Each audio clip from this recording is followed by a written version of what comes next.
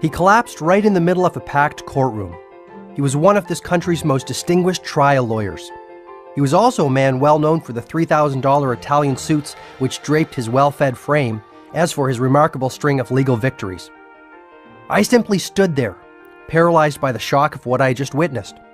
The great Julian Mantle had been reduced to a victim and was now squirming on the ground like a helpless infant, shaking and shivering like a maniac. I had known Julian for 17 years. We had first met when I was a young law student hired as a summer research intern. Back then, he'd had it all. He was a brilliant, handsome, and fearless trial attorney with dreams of greatness. Julian was the firm's young star. He was tough, hard-driving, and willing to work 18-hour days for the success he believed was his destiny. Julian's outrageous courtroom theatrics regularly made the front pages of the newspapers. His extracurricular activities were probably as well known. Late-night visits to the city's finest restaurants with sexy young fashion models, or reckless drinking escapades became the stuff of legend.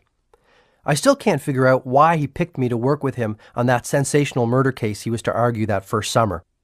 Though I had graduated from Harvard Law School, his alma mater, I certainly wasn't the brightest intern at the firm. At Julian's invitation, I stayed on at the firm as an associate, and a lasting friendship quickly developed between us. I will admit that he wasn't the easiest lawyer to work with. Serving as his junior was often an exercise in frustration, leading to more than a few late-night shouting matches. However, beneath his crusty exterior was a person who clearly cared about people.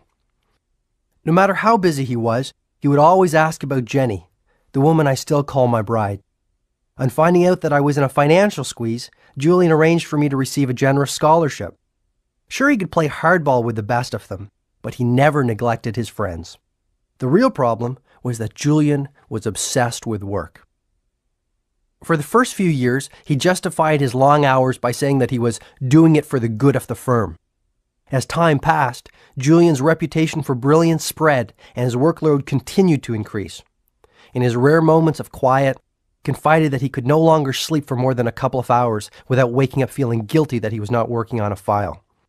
It soon became clear to me that he was being consumed by the hunger for more prestige, more glory, and more money. As expected, Julian became enormously successful.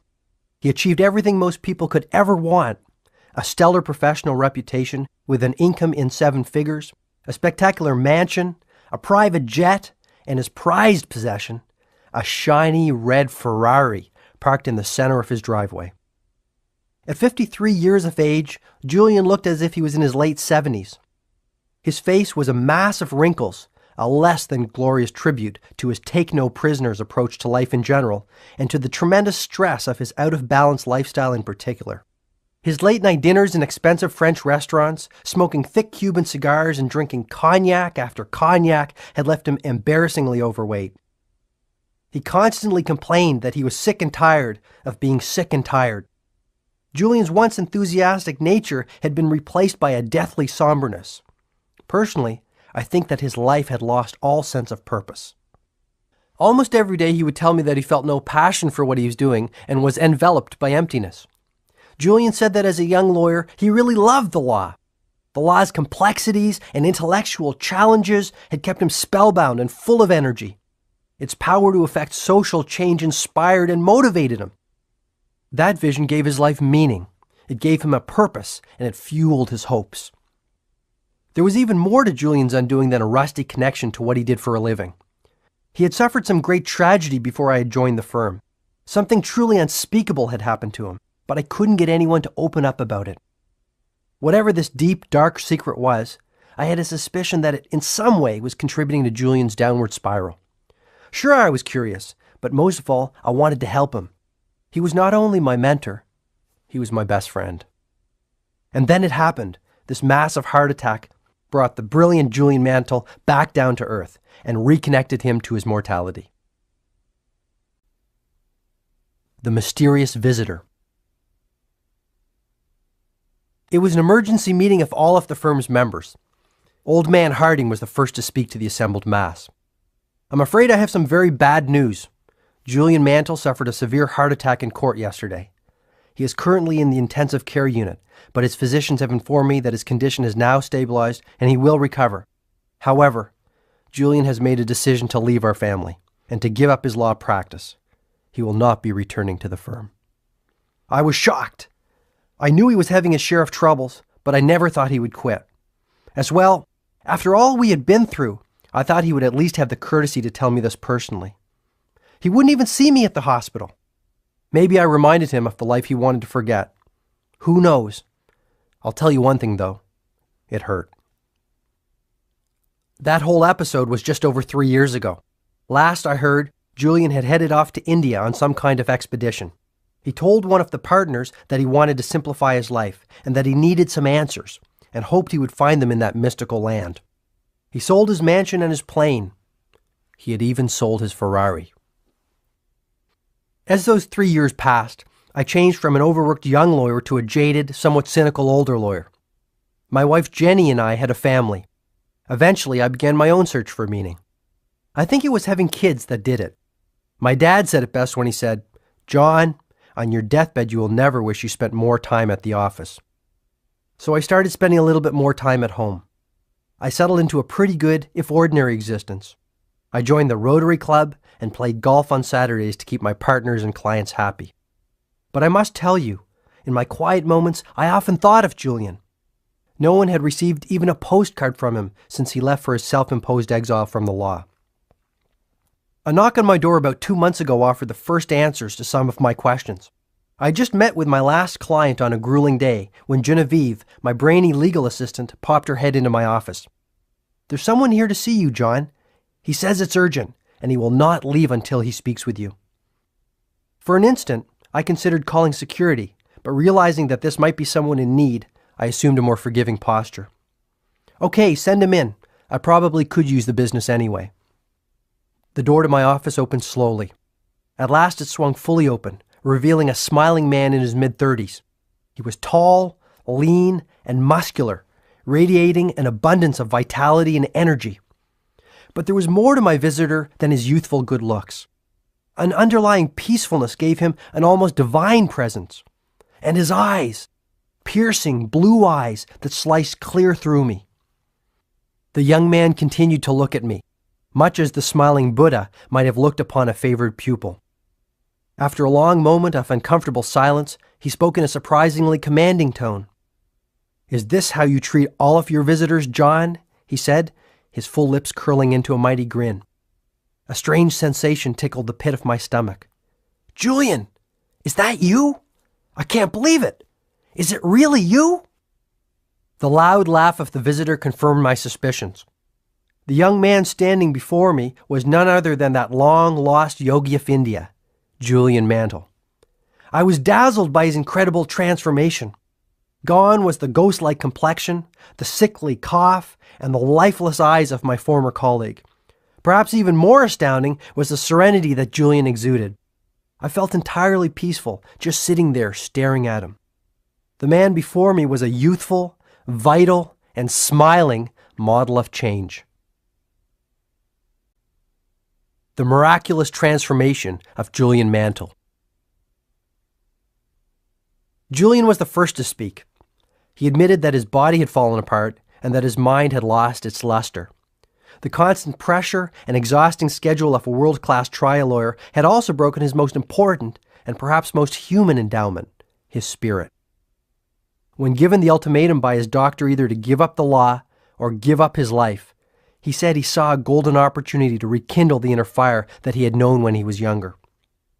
Julian grew visibly excited as he recounted how he sold all his material possessions and headed for India, a land whose ancient culture and mystical traditions had always fascinated him. He traveled from tiny village to tiny village, seeing the timeless sights and growing to love the Indian people. Julian slowly began to feel alive and whole again, perhaps for the first time since he was a child. His natural curiosity and creative spark steadily returned, along with his enthusiasm and his energy for living. He started to feel more joyful and peaceful, and he began to laugh again. Julian told me that his journey to India was more than a simple vacation. He described his time as a personal odyssey of the self. He confided that he was determined to find out who he really was and what his life was all about. To do this, His first priority was to connect to that culture's vast pool of ancient wisdom on living a more rewarding, fulfilling, and enlightened life. The more he explored, the more he heard of Indian monks who had lived beyond the age of 100, monks who, despite their advanced years, maintained youthful, energetic, and vital lives. The more he traveled, the more he learned of ageless yogis who had mastered the art of mind control and spiritual awakening. It was while he was in Kashmir, an ancient and mystical state that sits sleepily at the foot of the Himalayas, that he had the good fortune to meet a gentleman named Yogi Krishnan. This slight man with a clean-shaven head had also been a lawyer. Fed up with his hectic pace that personifies modern New Delhi, he too gave up his material possessions and retreated to a world of greater simplicity. Becoming a caretaker of the village temple, Krishnan said he had come to know himself and his purpose in the larger scheme of life. Julian informed this lawyer-turned-yogi of his own story. "I need your help, Krishnan. I need to learn how to build a richer, fuller life. For as long as I have been caring for this temple, I have heard whisperings of a mystical band of sages living high in the Himalayas. Legend has it that they have discovered some sort of system that will profoundly improve the quality of anyone's life. It is supposed to be a holistic, integrated set of ageless principles and timeless techniques to liberate the potential of the mind, body, and soul." Julian was fascinated. This seemed perfect. Just exactly where do these monks live? No one knows, and I regret that I am too old to start searching. But I will tell you one thing, my friend. Many have tried to find them, and many have failed. The higher reaches of the Himalayas are treacherous beyond consequences. But if it is the golden keys to radiant health, lasting happiness, and inner fulfillment that you are searching for, I do not have the wisdom you seek. They do. Are you certain that you have no idea where they live? All I can tell you is that the locals in this village know them as the great sages of Savannah. In their mythology, Savannah means oasis of enlightenment. These monks are revered as if they are divine in their constitution and influence. If I knew where they could be found, I would be duty-bound to tell you. The next morning, Julian set out to the lost land of Savannah. The first few days were easy. Sometimes he would catch up to one of the cheerful citizens of the village walking on one of the footpaths. At other times, he hiked alone. The majesty of the snow-capped peaks of the Himalayas made his heart beat faster, and for one moment took his breath away. The fresh mountain air cleared his mind and energized his spirit. At once he felt joyous, exhilarated, and carefree. It was here, high above the humanity below, that Julian slowly ventured out of the cocoon of the ordinary and began to explore the realm of the extraordinary. It was while he was soaking in the gifts of nature's intelligence that something startling happened. From the corner of his eye he saw another figure, dressed strangely in a long, flowing red robe, topped by a dark blue hood slightly ahead of him on the path. Julian was astonished to see anyone in this isolated spot that had taken him 7 treacherous days to reach. He yelled out to his fellow traveler. The figure refused to respond and accelerated his pace along the path they were both climbing. Soon the mysterious traveler was running, his red robe dancing gracefully behind him. "Please, friend, I need your help to find Savannah," yelled Julian. "I've been traveling for 7 days with little food and water. I think I'm lost." The figure came to an abrupt stop. Julian approached cautiously while the traveler stood remarkably still and silent. His head did not move, his hands did not move, and his feet kept their place. Julian gazed at the traveler with an intense curiosity. A quick burst of a sunbeam revealed that it was a man's face under the loosely fitting hood. Though he was at least his own age, there were very striking features of this person which left Julian mesmerized. His eyes were cat-like and so penetrating that Julian was forced to look away. His olive-complexioned skin was supple and smooth. His body looked strong and powerful. And though the man's hands gave away the fact that he was not young, he radiated an abundance of youthfulness and vitality. "I am Julian Mantle. I have come to learn from the sages of Savannah. Do you know where I might find them?" The man spoke softly. "Why is it that you seek these sages, friend?" Sensing that he had indeed found one of the mystical monks who had eluded so many, Julian opened his heart and poured out his odyssey to the traveler. He spoke of his former life and of the crisis of spirit he had struggled with, and he told of his travels in mystical India and of his meeting with Yogi Krishnan. The traveler remained silent and still. It was not until Julian spoke of his burning, almost obsessive desire to acquire the ancient principles of enlightened living that the man spoke again. Placing an arm on Julian's shoulder, the man said gently, "If you truly have a heartfelt desire to learn the wisdom of a better way, then it is my duty to help you. I am indeed one of those sages that you have come so far in search of. If you like, you may come with me as my guest to our temple. My brothers and sisters will welcome you with open arms. We will work together to teach you the ancient principles and strategies that our ancestors have passed down through the ages. Before I take you into our private world, I must request one promise from you. Upon learning these timeless truths, you must return to your homeland in the West and share this wisdom with all those who need to hear it. Though we are isolated in these magical mountains, we are aware of the turmoil your world is in. Good people are losing their way. You must give them the hope that they deserve. More importantly, you must give them the tools to fulfill their dreams. This is all I ask." Julian instantly accepted the sage's terms. As the two men moved still higher up the mountain path to the lost village of Savannah, the Indian sun started to set, a fiery red circle slipping into a soft, magical slumber after a long and weary day. A magical meeting with the sages of Savannah. After walking for many hours, the two travelers came upon a lush green valley. On one side of the valley, the snow-capped Himalayas offered their protection. On the other, a thick forest of pine trees sprouted. The sage looked at Julian and smiled gently. "Welcome to the nirvana of Savannah." The two then descended into the thick forest which formed the floor of the valley. The smell of pine and sandalwood wafted through the cool, crisp mountain air. Julian, now barefoot to ease his aching feet, felt the damp moss under his toes. He was surprised to see the richly colored orchids and a host of other lovely flowers dancing among the trees. After walking for about 15 more minutes, the two men reached a clearing.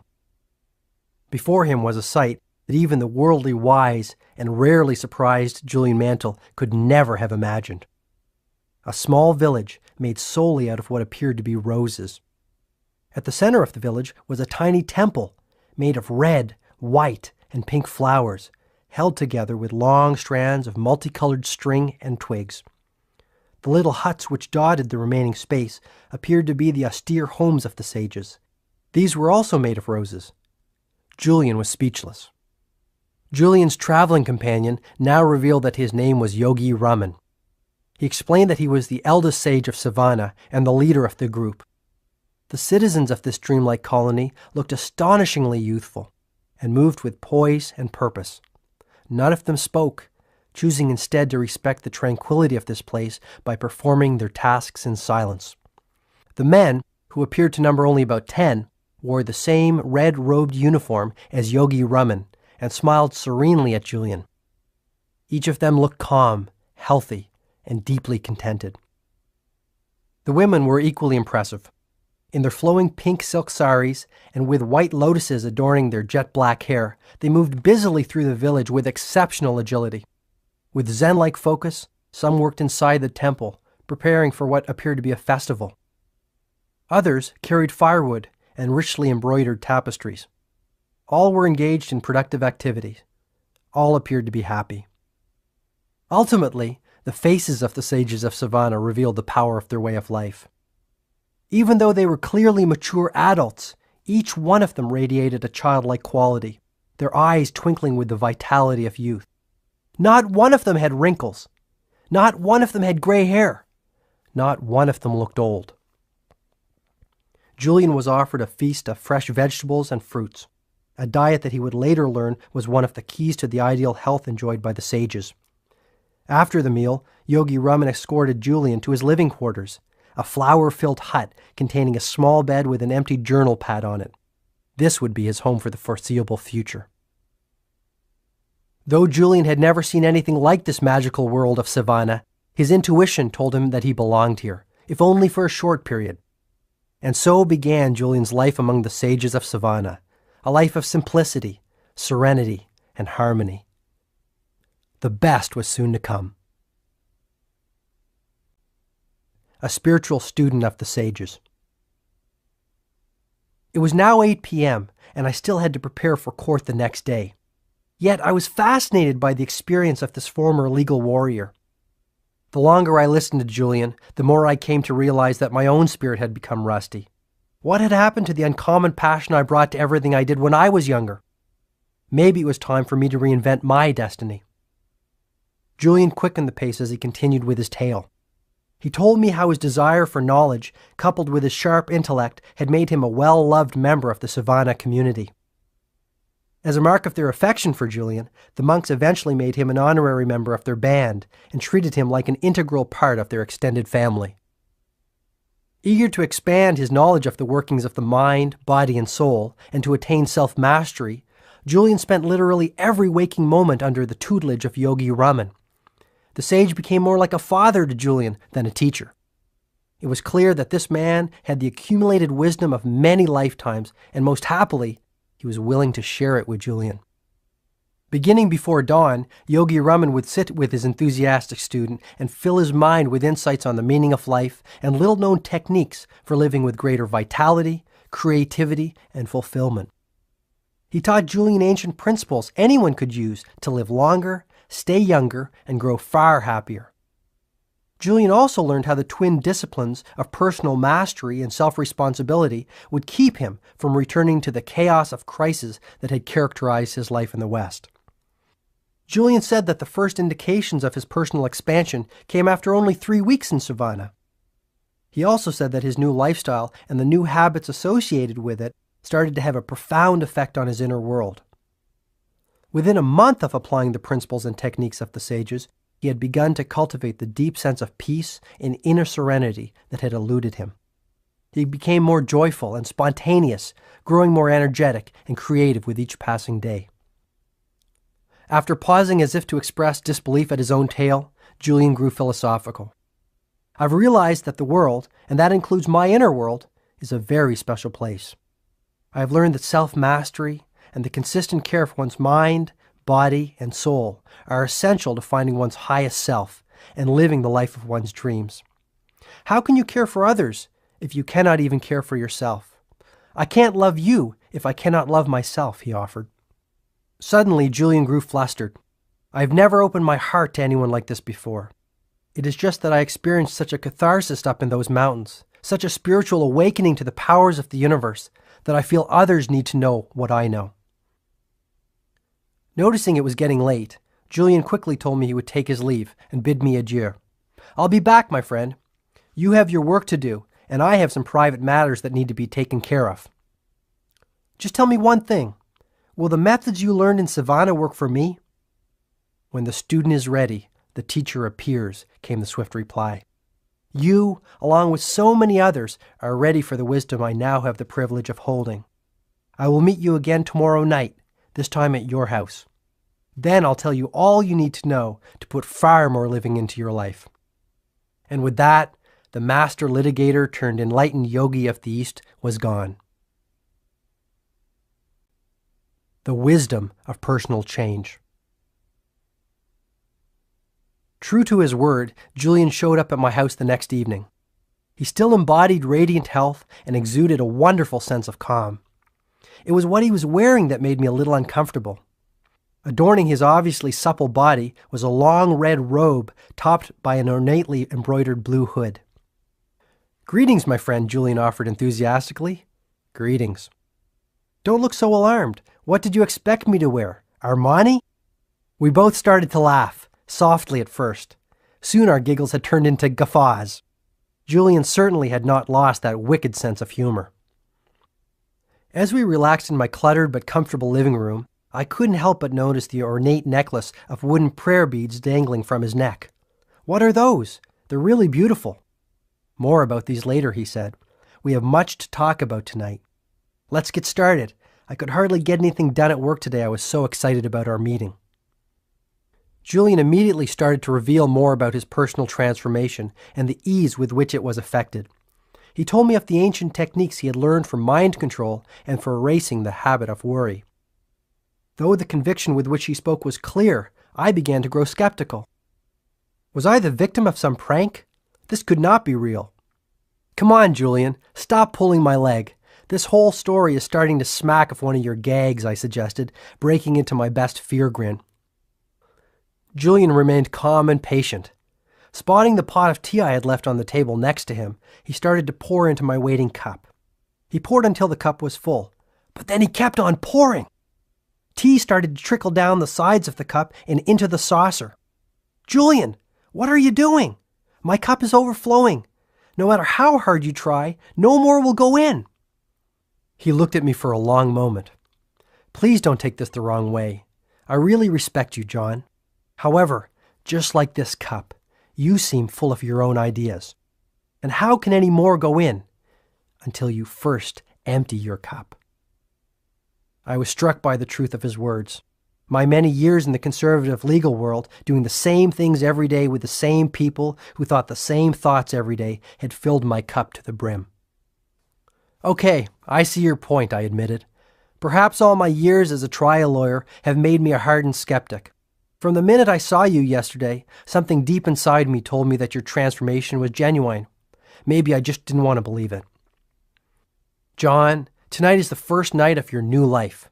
I simply ask that you think deeply about the wisdom and strategies that I will share with you and apply them with conviction for a period of 1 month. You will experience changes within the workings of your mind, body, and even your soul that will astonish you. A lasting sense of well-being and balance will swiftly return to your life. Wow! The advice of the sages is just as current today as it was 5,000 years ago. It will not only enrich your inner world, it will enhance your outer world and make you far more effective in all that you do. Most importantly, it will work for anyone. But before I share this knowledge with you, I must ask you for a promise. Once you see the power of the strategies and skills shown to me by the sages of Savannah, you must make it your mission to pass this wisdom on to others who will benefit from this knowledge. By agreeing to do this, you will help me fulfill my own pact with Yogi Raman. I agreed without reservation. Julian began to teach me the system he had come to consider as sacred. At the heart of the Savannan system were 7 basic virtues, 7 fundamental principles which embodied the keys to self-leadership, personal responsibility, and spiritual enlightenment. Julian told me that Yogi Raman was the first to share the 7 virtues with him after a few months in Savannah. On a clear night, Raman knocked softly on the door of Julian's hut. In the voice of a gentle guide, he spoke his mind. Since you have arrived, you have opened yourself up to our traditions and embraced them as your own. Tonight, on the eve of your 3rd month in Savannah, I will begin to share the inner workings of our system with you, not only for your benefit, but for the benefit of all those in your part of the world. I feel grateful that all I have learned over many years of silent contemplation will live within you. I looked at Julian and noticed that his eyes were now shut, as if he were transporting himself back to this fairy tale land that had showered the blessing of knowledge on him. Yogi Raman told me that the 7 virtues for a life overflowing with inner peace, joy, and a wealth of spiritual gifts were contained within a mystical fable. This fable was the essence of it all. He asked me to shut my eyes, as I have now done, here on the floor of your living room. He then told me to picture the following scene in my mind's eye. You are sitting in the middle of a magnificent, lush green garden. This garden is filled with the most spectacular flowers you have ever seen. The environment is supremely tranquil and silent. Savor the sensual delights of this garden and feel as if you have all the time in the world to enjoy this natural oasis. As you look around, you see that in the center of this magical garden stands a towering red lighthouse, 6 stories high. Suddenly, the silence of the garden is disturbed by a loud creaking as the door at the base of the lighthouse opens. Out stumbles a 9-foot-tall, 900-pound Japanese sumo wrestler who casually wanders into the center of the garden. It gets better, chuckled Julian. The Japanese sumo wrestler is naked. Well, actually, he's not totally naked. He has a pink wire cable covering his private parts. As the sumo wrestler starts to move around the garden, he finds a shiny gold stopwatch which someone had left behind many years earlier. He slips on it and falls to the ground with an enormous thud. The sumo wrestler is rendered unconscious and lies there, silent and still. Just when you think he has taken his last breath, the wrestler awakens, stirred by the fragrance of some fresh yellow roses blooming nearby. Energized, the wrestler jumps swiftly to his feet and intuitively looks to his left. He is startled by what he sees. Through the bushes at the very edge of the garden, he observes a long, winding path covered by millions of sparkling diamonds. Something seems to instruct the wrestler to take the path, and to his credit, he does. This path leads him down the road of everlasting joy and eternal bliss. After hearing this strange tale, Julien told me he was disappointed. He had expected to hear something earth-shattering, wisdom that would stir him to action and perhaps even move him to tears. Yogi Raman detected this and said, "At first it might seem to be frivolous and perhaps even childish, but I assure you that every element of the fable embodies a timeless principle for radiant living and has great depth of meaning. The garden, the lighthouse, the sumo wrestler, the pink wire cable, the stopwatch, the roses, and the winding path of diamonds are symbols of the 7 timeless virtues for an enlightened life. I can also assure you that if you remember this little story and the fundamental truths that it represents, you will carry within you all that you need to know to raise your life to its highest level. You will have all the information and strategies you will need to profoundly influence the quality of your life and the lives of all those you touch. And when you apply this wisdom on a daily basis, you will change mentally, emotionally, physically, and spiritually." A most extraordinary garden. In the fable, the garden is a symbol for the mind, said Julien.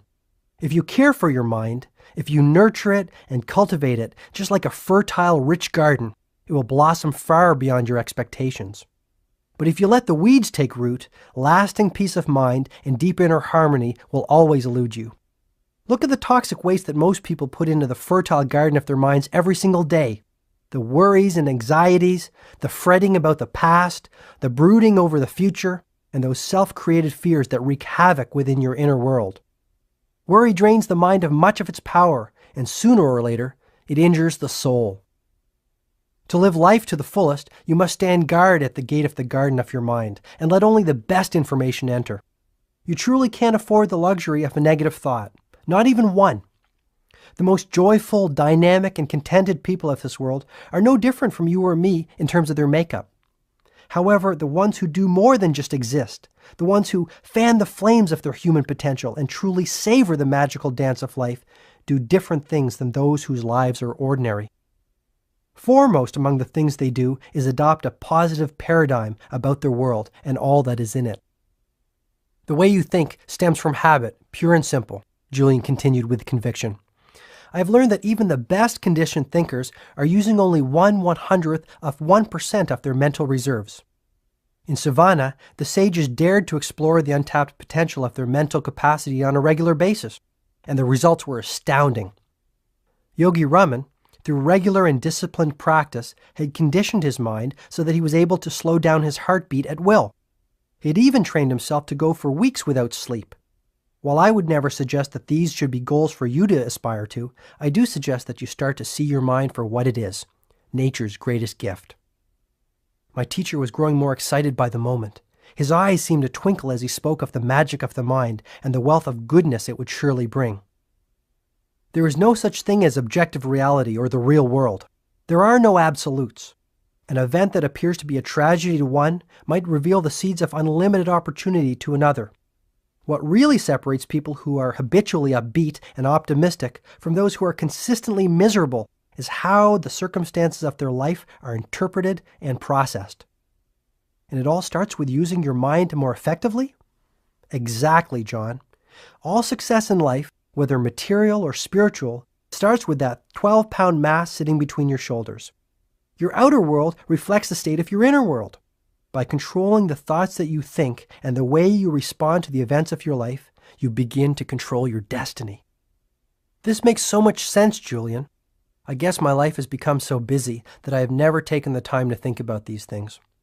When I was in law school, my best friend Alex used to love reading inspirational books. He said that they kept him motivated and energized in the face of our crushing workload. I remember him telling me that one of them said that the Chinese character for crisis is comprised of two sub-characters, one that spells danger and another that spells opportunity. I guess that even the ancient Chinese knew that there is a bright side to the darkest circumstance if you have the courage to look for it. Yogi Raman put it this way: there are no mistakes in life, only lessons. There is no such thing as a negative experience, only opportunities to grow, learn, and advance along the road of self-mastery. From struggle comes strength. Even pain can be a wonderful teacher. Pain? I protested. Absolutely. To transcend pain, you must first experience it. Or to put it another way, how can you really know the joy of being on the summit of the mountain unless you have first visited the lowest valley? Get my point? To savor the good, one must know the bad? Yes, but I suggest that you stop judging events as either positive or negative. Rather, simply experience them, celebrate them, and learn from them. Once you consistently apply this principle to your daily life and start to condition your mind to translate every event into a positive, empowering one, you will banish worry forever. You will stop being a prisoner of your past. Instead, you will become the architect of your future. Okay, I understand the concept. What else might a humble, middle-class lawyer do to improve things? First of all, begin to live out of the glory of your imagination, not your memory. Run that one by me again? You see, things are always created twice. First in the workshop of the mind, and then, and only then, in reality. I call the process blueprinting, because anything you create in your outer world began as a simple blueprint in your inner world, on the lush picture screen of your mind. When you learn to take control of your thoughts and vividly imagine all that you desire from this worldly existence in a state of total expectancy, dormant forces will awaken inside you. You will begin to unlock the true potential of your mind to create the kind of magical life that I believe you deserve. From tonight onwards, forget about the past. Dare to dream that you are more than the sum of your current circumstances. Expect the best. You will be astonished at the results. I began to reflect on my own life. When I was a kid, I dreamed such great dreams. Often, I visualized myself as a sports hero or a business tycoon. I really believed that I could do, have, or be whatever I wanted to be. There were no limits on what my future could bring. I honestly don't think I felt that kind of freedom and joy for 15 years. What happened? Perhaps I lost sight of my dream when I became an adult and resigned myself to acting the way adults were supposed to act. Maybe I lost sight of them when I went to law school and started talking like lawyers were supposed to talk. In any event, that evening with Julian at my side made me resolve to stop spending so much time making a living and to spend far more time creating a life. Looks like I have you thinking about your life also, Julian observed. Start thinking about your dreams for a change, just like when you were a little child. Start to revere life again and celebrate all of its wonders. Julian then reached into the depths of his robe and pulled out a little card. One day, while Yogi Raman and I were walking along a quiet mountain path, I asked him who his favorite philosopher was. He told me that he had many influences in his life, and it was difficult for him to single out any one source for his inspiration.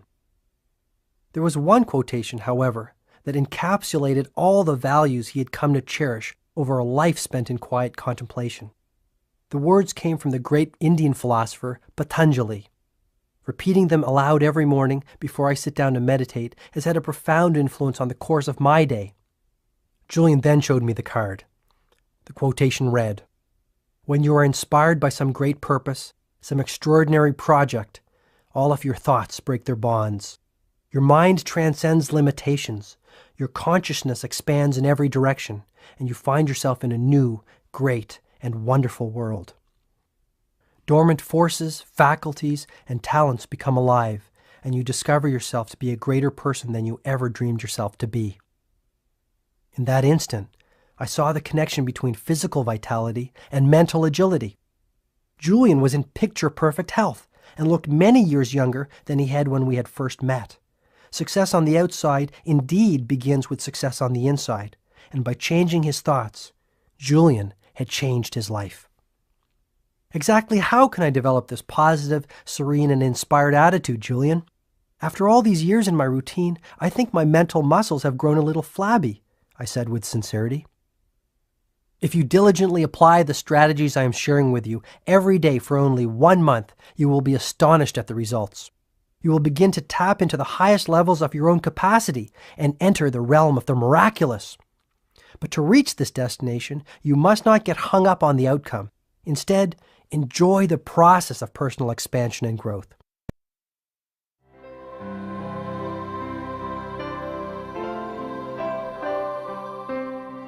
Julian added softly, "Before I give you the precise methods passed on to me by the sages of Savannah, I must first share a couple of key principles. First, always remember that concentration is at the root of mental mastery.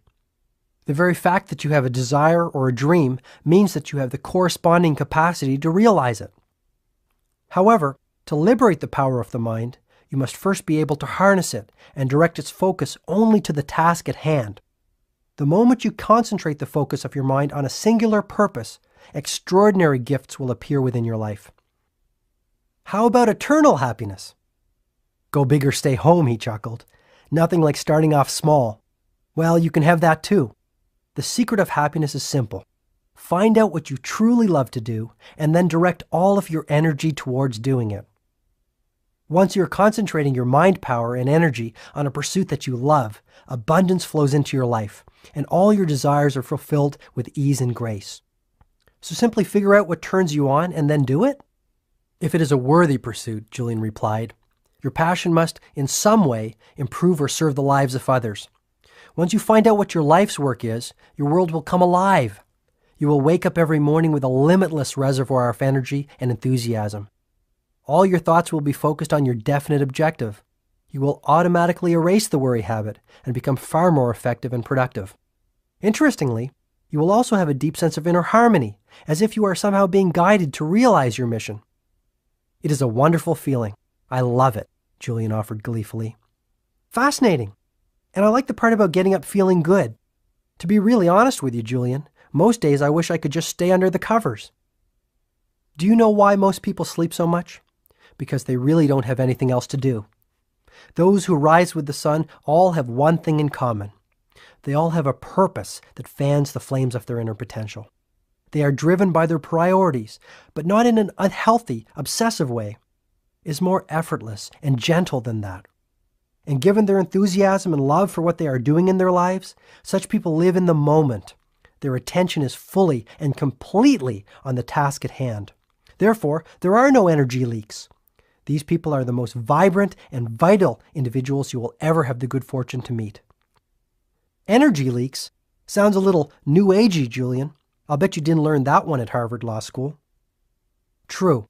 The sages of Savannah pioneered that concept. Though it has been around for centuries, its application is just as relevant today. Too many of us are consumed by needless and endless worry. Worry causes your precious mental energy and potential to leak. Soon, you have no energy left. Once you find your purpose, however, life becomes much easier and far more rewarding. When you figure out what your main aim or destiny really is, your work will be play. Wouldn't it be a little risky for me to give up my job to start searching for my overriding passion and purpose? I mean, I have a family and real obligations.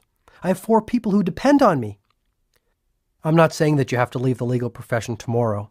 You will, however, have to start taking risks. Most people live within the confines of their comfort zone. Yogi Raman was the first to explain that the best thing you can do for yourself is to regularly move beyond it. This is the way to lasting personal mastery and the realization of the true potential of your human endowments. And what might those be? Your mind, your body, and your soul. So what risks should I take? Stop being so practical. Start doing the things you have always wanted to do. I have known lawyers who have quit their jobs to become stage actors and accountants who have become jazz musicians. In the process, they have found the deep happiness that had eluded them for so long. Calculated risk-taking will pay huge dividends. I see your point. So take the time to think. The sages of Savannah all took time daily to silently contemplate not only where they were, but where they were going. They took the time to reflect on their purpose and how they were living their lives every day. Most importantly, they thought deeply and genuinely about how they would improve the next day.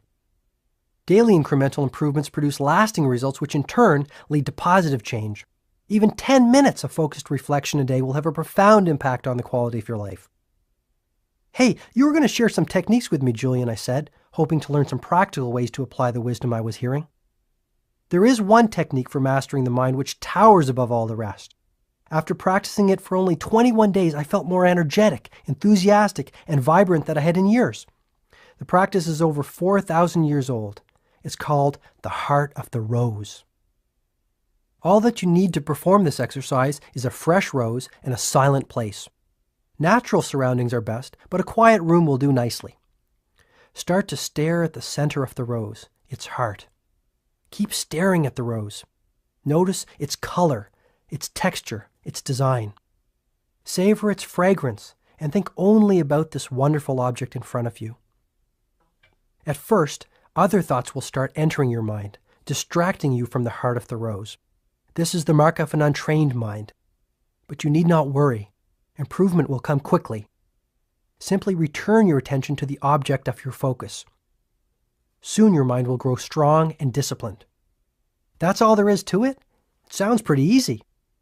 That's the beauty of it, John, Julian replied. However, this ritual must be performed daily for it to be effective.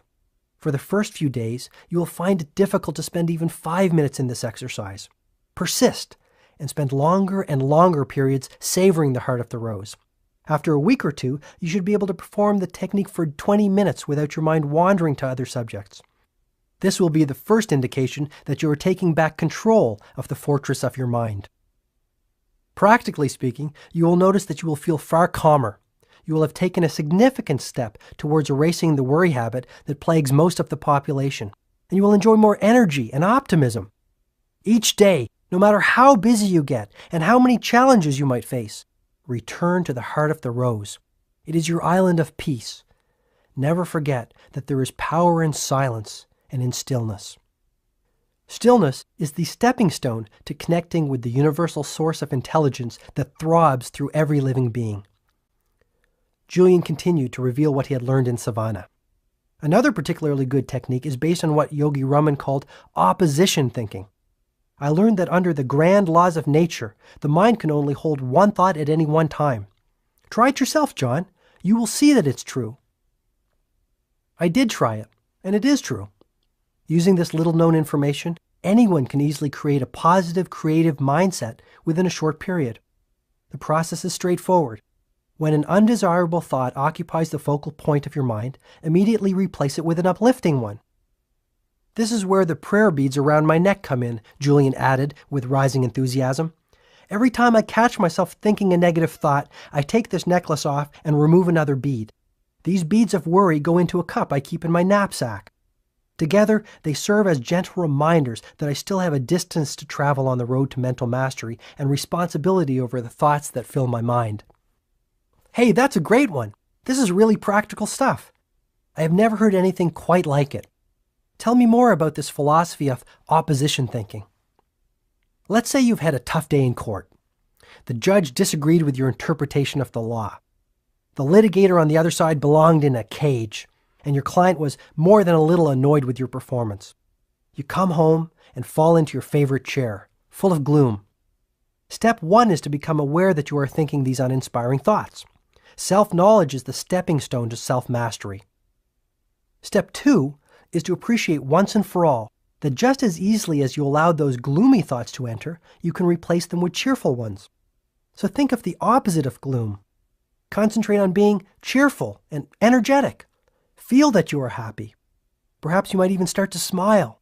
Move your body as you do when you are joyful and full of enthusiasm. Sit up straight and breathe deeply and train the power of your mind on positive thoughts. You will notice a remarkable difference in the way you feel within minutes. If you keep up your practice of opposition thinking, applying it to every negative thought that habitually visits your mind, within weeks you will see that they no longer hold any power. Julian continued his explanation. Thoughts are vital, living things, little bundles of energy, if you will. A strong, disciplined mind, which anyone can cultivate through daily practice, can achieve miracles. I never saw thoughts as living things, Julian, I replied, amazed at this discovery. The sages of Savannah firmly believed that one should think only sattvic, or pure thoughts. If even one impure thought entered the temple of their minds, they would punish themselves by traveling many miles to an imposing waterfall and standing under the ice-cold water until they could no longer bear the frigid temperature. I thought you told me these sages were wise. Standing under an ice-cold waterfall for thinking one little negative thought strikes me as extreme behavior. Julian was lightning fast in his response. John, I'll be blunt. You truly cannot afford the luxury of even one negative thought. A worrisome thought is like an embryo. It starts off small, but grows and grows. Soon it takes on a life of its own. The sages of Savannah had a wonderful way to ensure that their thoughts were pure and wholesome. This technique was also highly effective in manifesting their desires, however simple, into reality. The method will work for anyone. The technique was known to the sages as the secret of the lake. To apply it, these teachers would rise at 4 a.m., as they felt that the early morning possessed magical qualities from which anyone could benefit. The sages would then travel along a series of steep, narrow mountain paths, which eventually led them to the lower reaches of the region they inhabited. Once there, they would walk along a barely visible trail until they arrived at a clearing.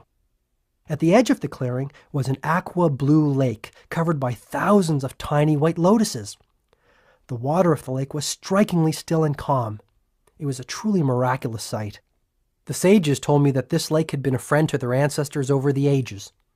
Julian explained that the sages would look into the waters of the still lake and envision their dreams becoming reality. If it was the virtue of discipline they wished to cultivate within their lives, they would picture themselves getting up at dawn, performing their rigorous physical regimen without fail, and spending days in silence to enhance their willpower. If it was courage they desired, they would picture themselves acting with strength in a moment of crisis and challenge. You see, John, the mind works through pictures. Pictures affect your self-image, and your self-image affects the way you feel, act, and achieve.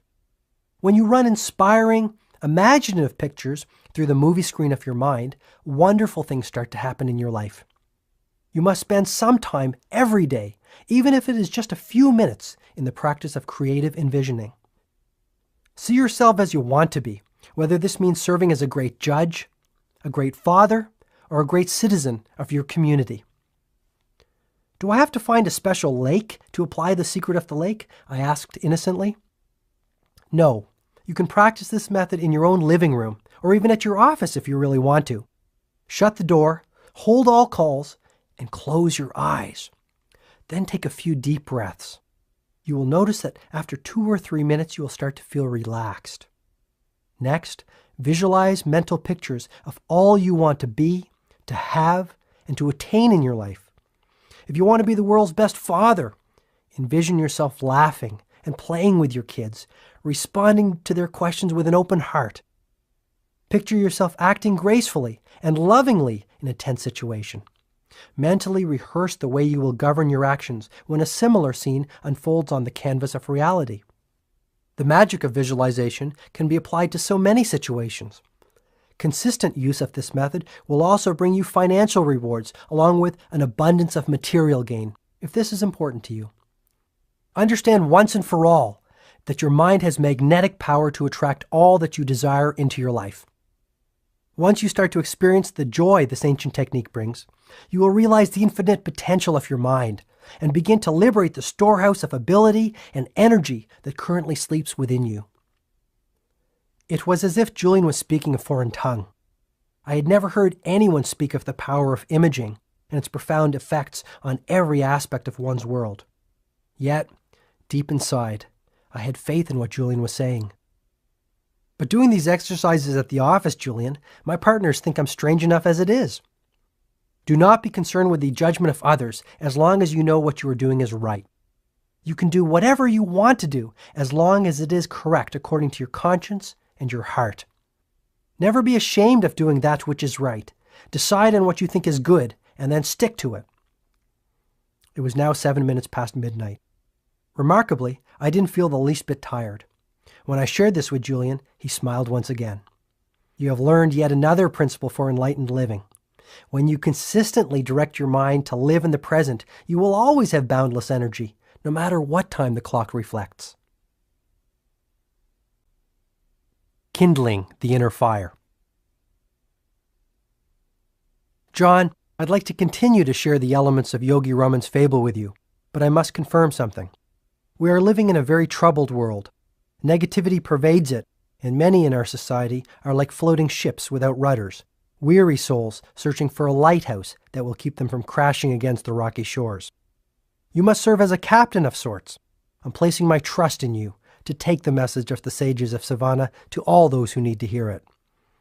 After consideration, I promised Julian with conviction that I would accept this assignment. He then continued passionately.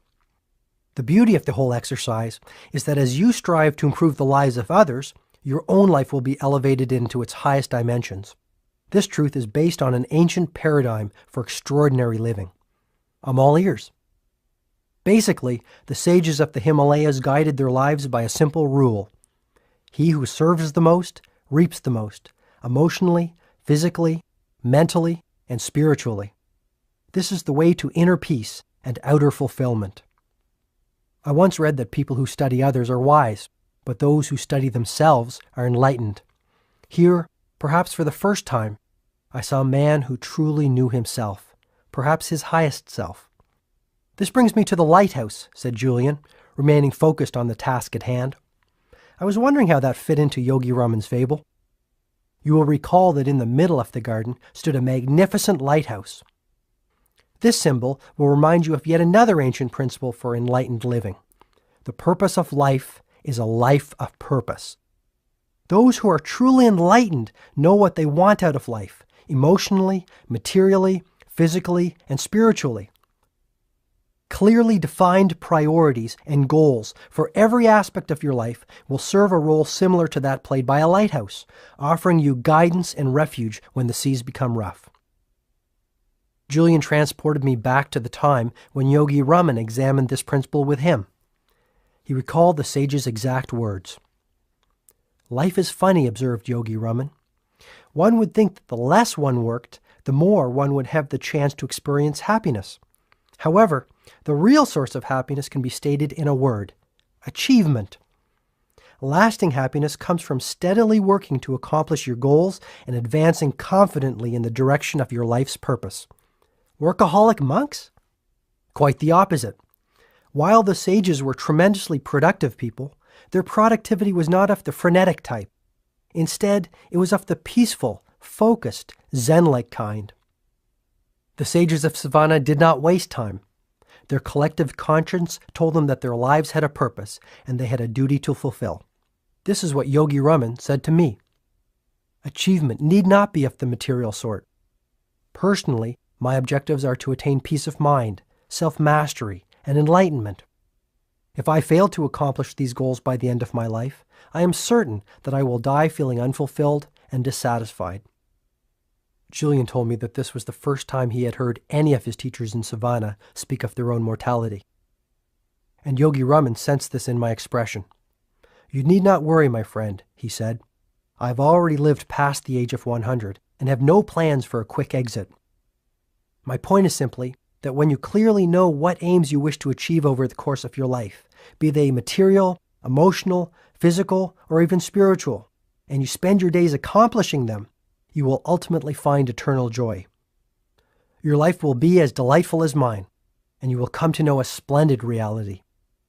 But you must know your life's aim, and then manifest this vision into reality by consistent action.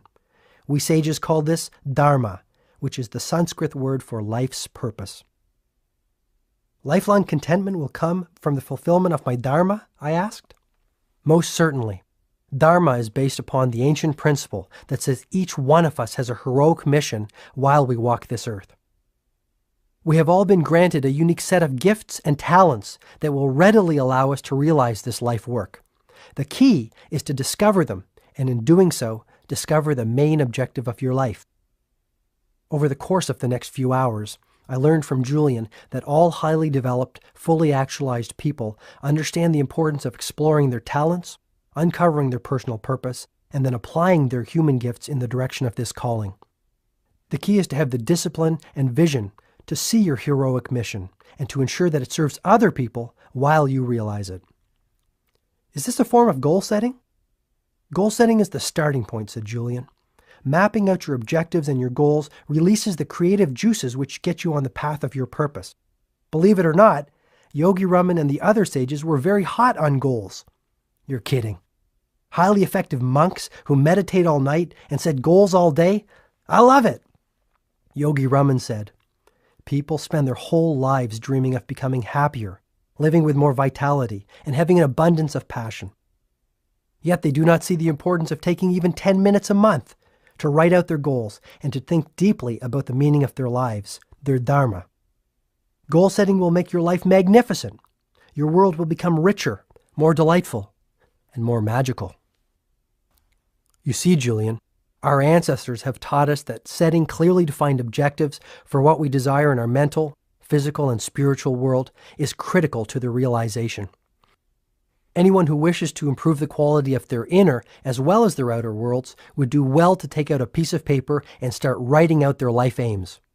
At the very moment this is done, natural forces will come into play which start to transform these dreams into reality. What I was hearing fascinated me. When I was a football player in high school, my coach had constantly spoken of the importance of knowing what we wanted from every game. Our team wouldn't dream of stepping onto the playing field without a clear game plan that would lead us to victory. I wondered why, as I had grown older, I had never taken the time to develop a game plan for my own life. Maybe Julian and Yogi Raman had something here. What is so special about writing out your goals? How could such a simple act make such a difference? I asked. Julian was delighted. By writing out your desires and goals on a piece of paper, you send a red flag to your subconscious mind that these thoughts are far more important than any others. You change your life the moment you set your goals and start to seek out your dharma, Julian said, his eyes sparkling with the truth of his words. Have you ever met someone with a strange name and then started to notice that name appearing in newspapers, on television, or at the office? This is but one illustration of the ageless principle Yogi Raman called Jo-Riki, which I have since learned means concentrated mind. Concentrate every ounce of your mental energy on self-discovery. Learn what you excel at and what makes you happy. Whatever it is, find your passion and then follow it. Now that I really think about it, it would be sad to reach the end of my life without realizing that I had some special genius that would have unlocked my potential and helped others, even in a small way. That's right. So from this moment onwards, be acutely aware of your aim in life. Awaken your mind to the abundance of possibility around you. Start to live with more zest. The human mind is the world's largest filtering device. When you decide to start concentrating your mind on your life's main aims, your mind starts to filter out the unimportant and focus only on the important. To tell you the truth, I think it's about time I discovered my purpose, I said. Don't get me wrong, there are a lot of great things in my life, but it isn't as rewarding as I think it could be. How does that make you feel? Depressed, I offered with total honesty. I know I have talent. Actually, I was one heck of a good artist when I was younger. When I painted, I was in heaven. I lost track of time when I was in the studio painting. I would get lost in the canvas. It was almost as if I transcended time and moved into another dimension. John, this is the power of concentrating your mind on a pursuit that you love. Maybe your dharma is to brighten the world with lovely scenes. At least start spending a little time painting every day. How about applying this philosophy to things less esoteric than changing my life? Let's say one of my aims was to drop the spare tire I am carrying around my waist. Where would I start? Julian told me that the sages of Savannah had created a 5-step method to reach their objectives and fulfill the purposes of their lives. The first step was to form a clear mental picture of the outcome. If this was to lose weight, every morning, just after I woke up, I was to envision myself as a lean, fit person, full of vitality and boundless energy. Step 2 was to get some positive pressure on myself. Pressure can inspire you to achieve great ends. People generally achieve magnificent things when they are forced to tap into the wellspring of human potential that lies within them. How can I create this positive pressure on myself? I asked, now thinking about the possibilities of applying this method to everything from getting up earlier to being a more patient and loving father. One of the best is the public pledge. Tell everyone you know you will lose the excess weight or whatever your goal might be. Once you make your goal known to the world, there will instantly be pressure on you to work towards its fulfillment, since no one likes to look like a failure. When you train your mind to associate pleasure with good habits and punishment with bad ones, your weaknesses will quickly fall by the wayside. You said there were 5 steps to follow to make my desires come true, I said impatiently. What are the remaining 3? Yes, John. The 3rd step is a simple one. Never set a goal without attaching a timeline to it. To breathe life into a goal, you must have a precise deadline. Remember that a goal that is not committed to paper is no goal at all. Go out and buy a journal. A cheap coil notepad will do. Call this your dream book and fill it with all your desires, objectives, and dreams. Get to know yourself and what you are all about. Don't I already know myself? Most people don't. The Chinese define image in these terms. There are 3 mirrors that form a person's reflection. The first is how you see yourself. The second is how others see you. And the 3rd mirror reflects the truth. Know yourself, John. Know the truth. Divide your dream book into separate sections for goals relating to the different areas of your life. For example, you might have sections for your physical fitness goals, your financial goals, your personal empowerment goals, your relationship and social goals, and perhaps most importantly, your spiritual goals. Hey, that sounds like fun. I've never thought about doing something as creative as that for myself, I said. Another particularly effective technique is to fill your dream book with pictures of the things you desire and images of people who have cultivated the abilities, talents, and qualities that you hope to emulate. If you want to lose weight and be in outstanding physical shape, paste a picture of a marathon runner or an elite athlete in your dream book. If you want to be the world's finest husband, clip out a picture of someone who represents this, perhaps your father, and put it in your journal in the relationship section.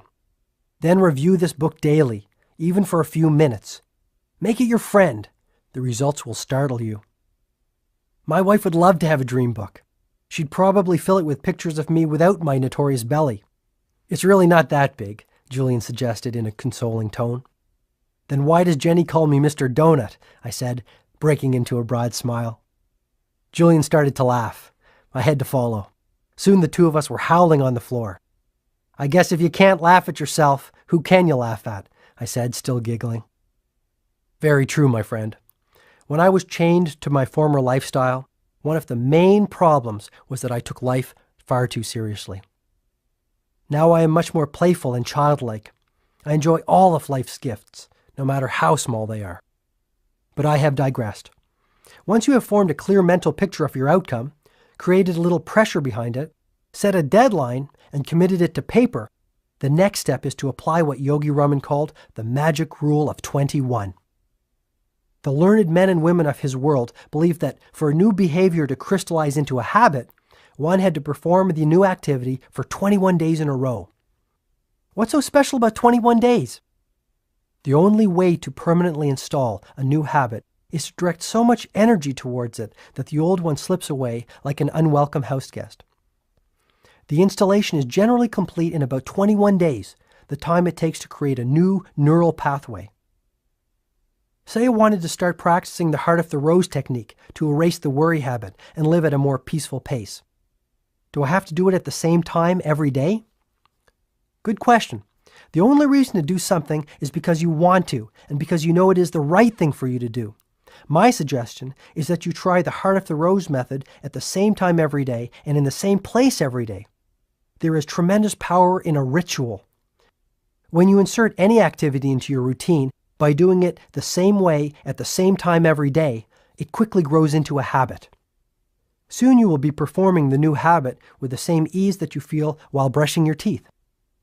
And the final step for attaining goals and advancing along the path of purpose, I wondered? The final step in the Sage's method is one that is equally applicable as you advance along the path of your life. The Sages of Savannah truly believed that a day without laughter or a day without love was a day without life. Never forget the importance of living with unbridled exhilaration. Never neglect to see the exquisite beauty in all living things. Remain spirited, joyful, and curious. Stay focused on your life work and on giving selfless service to others. The universe will take care of everything else. This is one of nature's truest laws. Is that it? I still have much wisdom to share with you. Are you tired? Not in the least. Actually, I feel pretty pumped up. You're quite the motivator, Julian. Have you ever thought about an infomercial? I asked mischievously. I don't understand, he replied gently. Never mind. Just one of my feeble attempts at humor. Okay, before we move along with Yogi Raman's fable, there was one last point about reaching goals and your dreams that I would like to impress on you. Go for it. There is one word which the sages spoke of in almost reverential terms. This simple word seemed to carry a depth of meaning for them, and it peppered their daily talk. The word I am speaking of is passion, and it is a word you must constantly keep at the forefront of your mind. A burning sense of passion is the most potent fuel for your dreams. Here, in our society, we have lost our passion. We do not do things because we love to do them. We do things because we feel we have to do them. This is a formula for misery. Reclaim the joy of waking up every morning full of energy and exhilaration. Breathe the fire of passion into all that you do. You will quickly reap great material as well as spiritual rewards. You make it sound so easy. It is. From tonight onwards, take complete control of your life. Decide once and for all to be the master of your fate. Discover your calling, and you will start to experience the ecstasy of an inspired life. Finally, always remember that what lies behind you and what lies in front of you is nothing when compared to what lies within you. Thanks, Julian. I really needed to hear this. I never realized all that was lacking in my life until tonight. Things are going to change. I promise you. I am grateful for this. You're welcome, my friend. I'm simply fulfilling my purpose. The ancient art of self-leadership. Time is passing quickly, said Julian, before pouring himself another cup of tea. The morning will soon be upon us. Do you want me to continue, or have you had enough for one night? Please continue, Julian. I have all the time in the world. The kids are sleeping at their grandparents' house tonight, and Jenny won't be up for hours. Sensing my sincerity, he continued with the symbolic fable that Yogi Raman had offered him to illustrate his wisdom.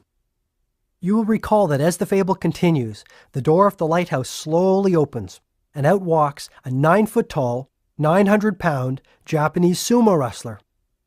Sounds like a bad Godzilla movie. I used to love those when I was a kid, Julian said. Me too, but don't let me distract you. The sumo wrestler represents a very important element in the life-changing system of the sages of Savannah. Yogi Raman told me that many centuries ago in the East, the great teachers developed and refined a philosophy called Kaizen. This Japanese word means constant and never-ending improvement, and it's the personal trademark of every man and woman who is living a soaring, fully awakened existence. How did the concept of Kaizen enrich the lives of the sages? I asked. If you really want to improve your outer relationships or your finances, you must first improve your inner world. The most effective way to do this is through the practice of continuous self-improvement.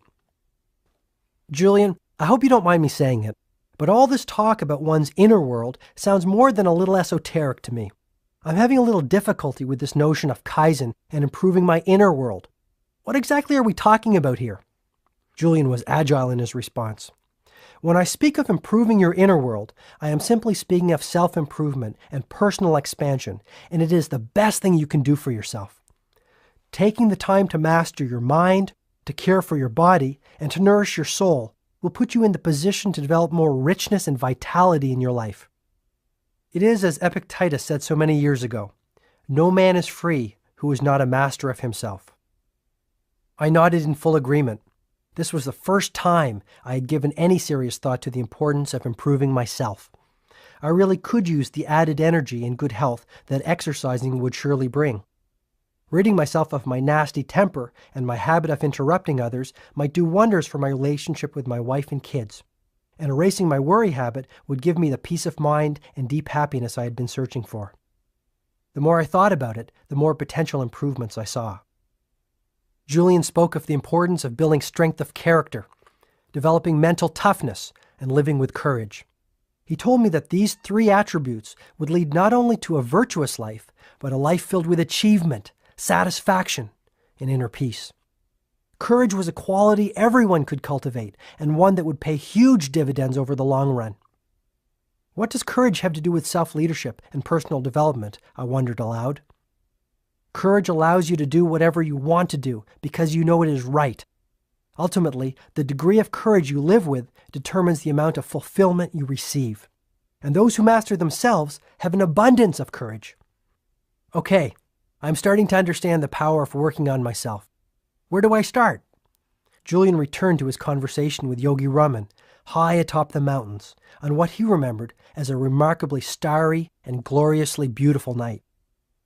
The more I listened to Yogi Raman, and the more I reflected on the pain and suffering of my former world, the more I welcomed the philosophy of Kaizen, constant and never-ending enrichment of the mind, body, and soul into my new life, Julian asserted.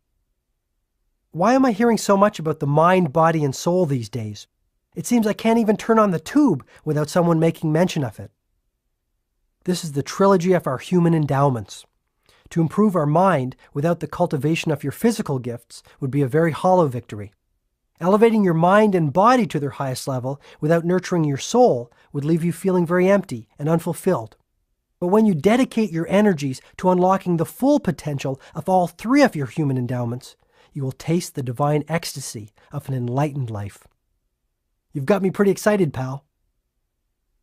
And as to your question about where to start, I promise that I will give you a number of ancient yet powerful techniques in a few moments. But first, I must share a practical illustration with you. Get into push-up position.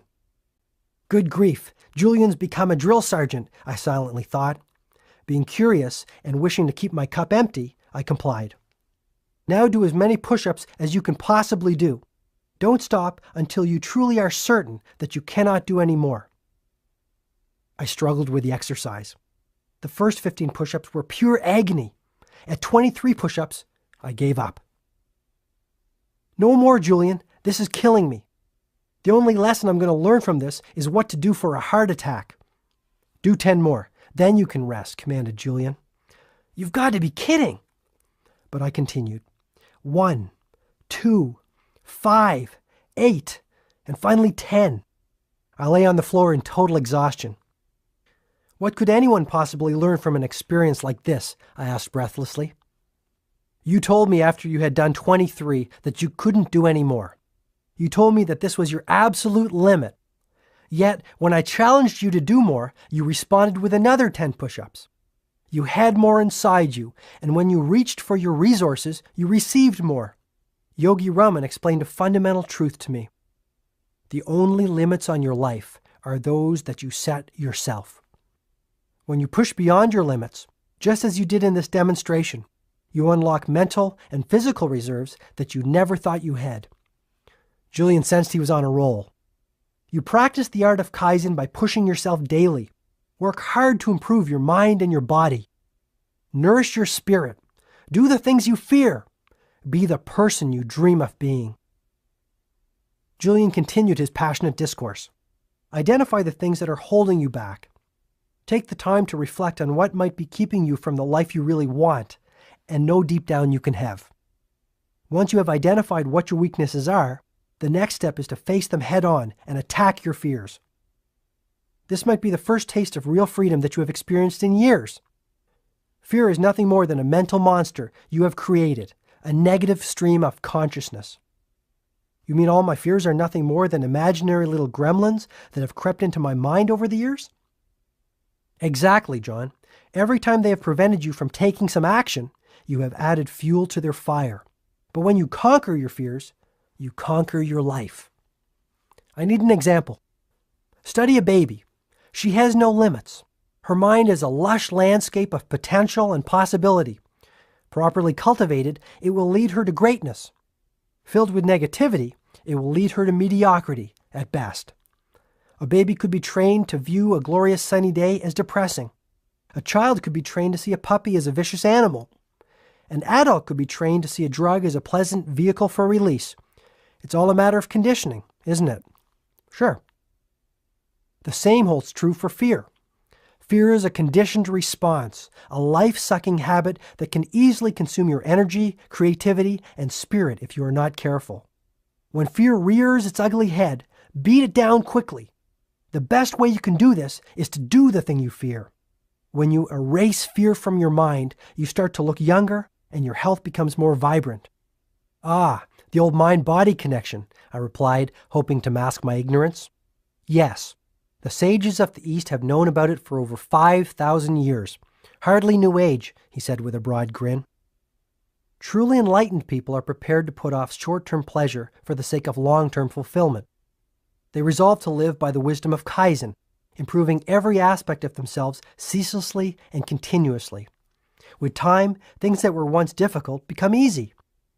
Fears that once prevented them from all the happiness, health, and prosperity they deserved fall to the wayside like stickmen toppled by a hurricane.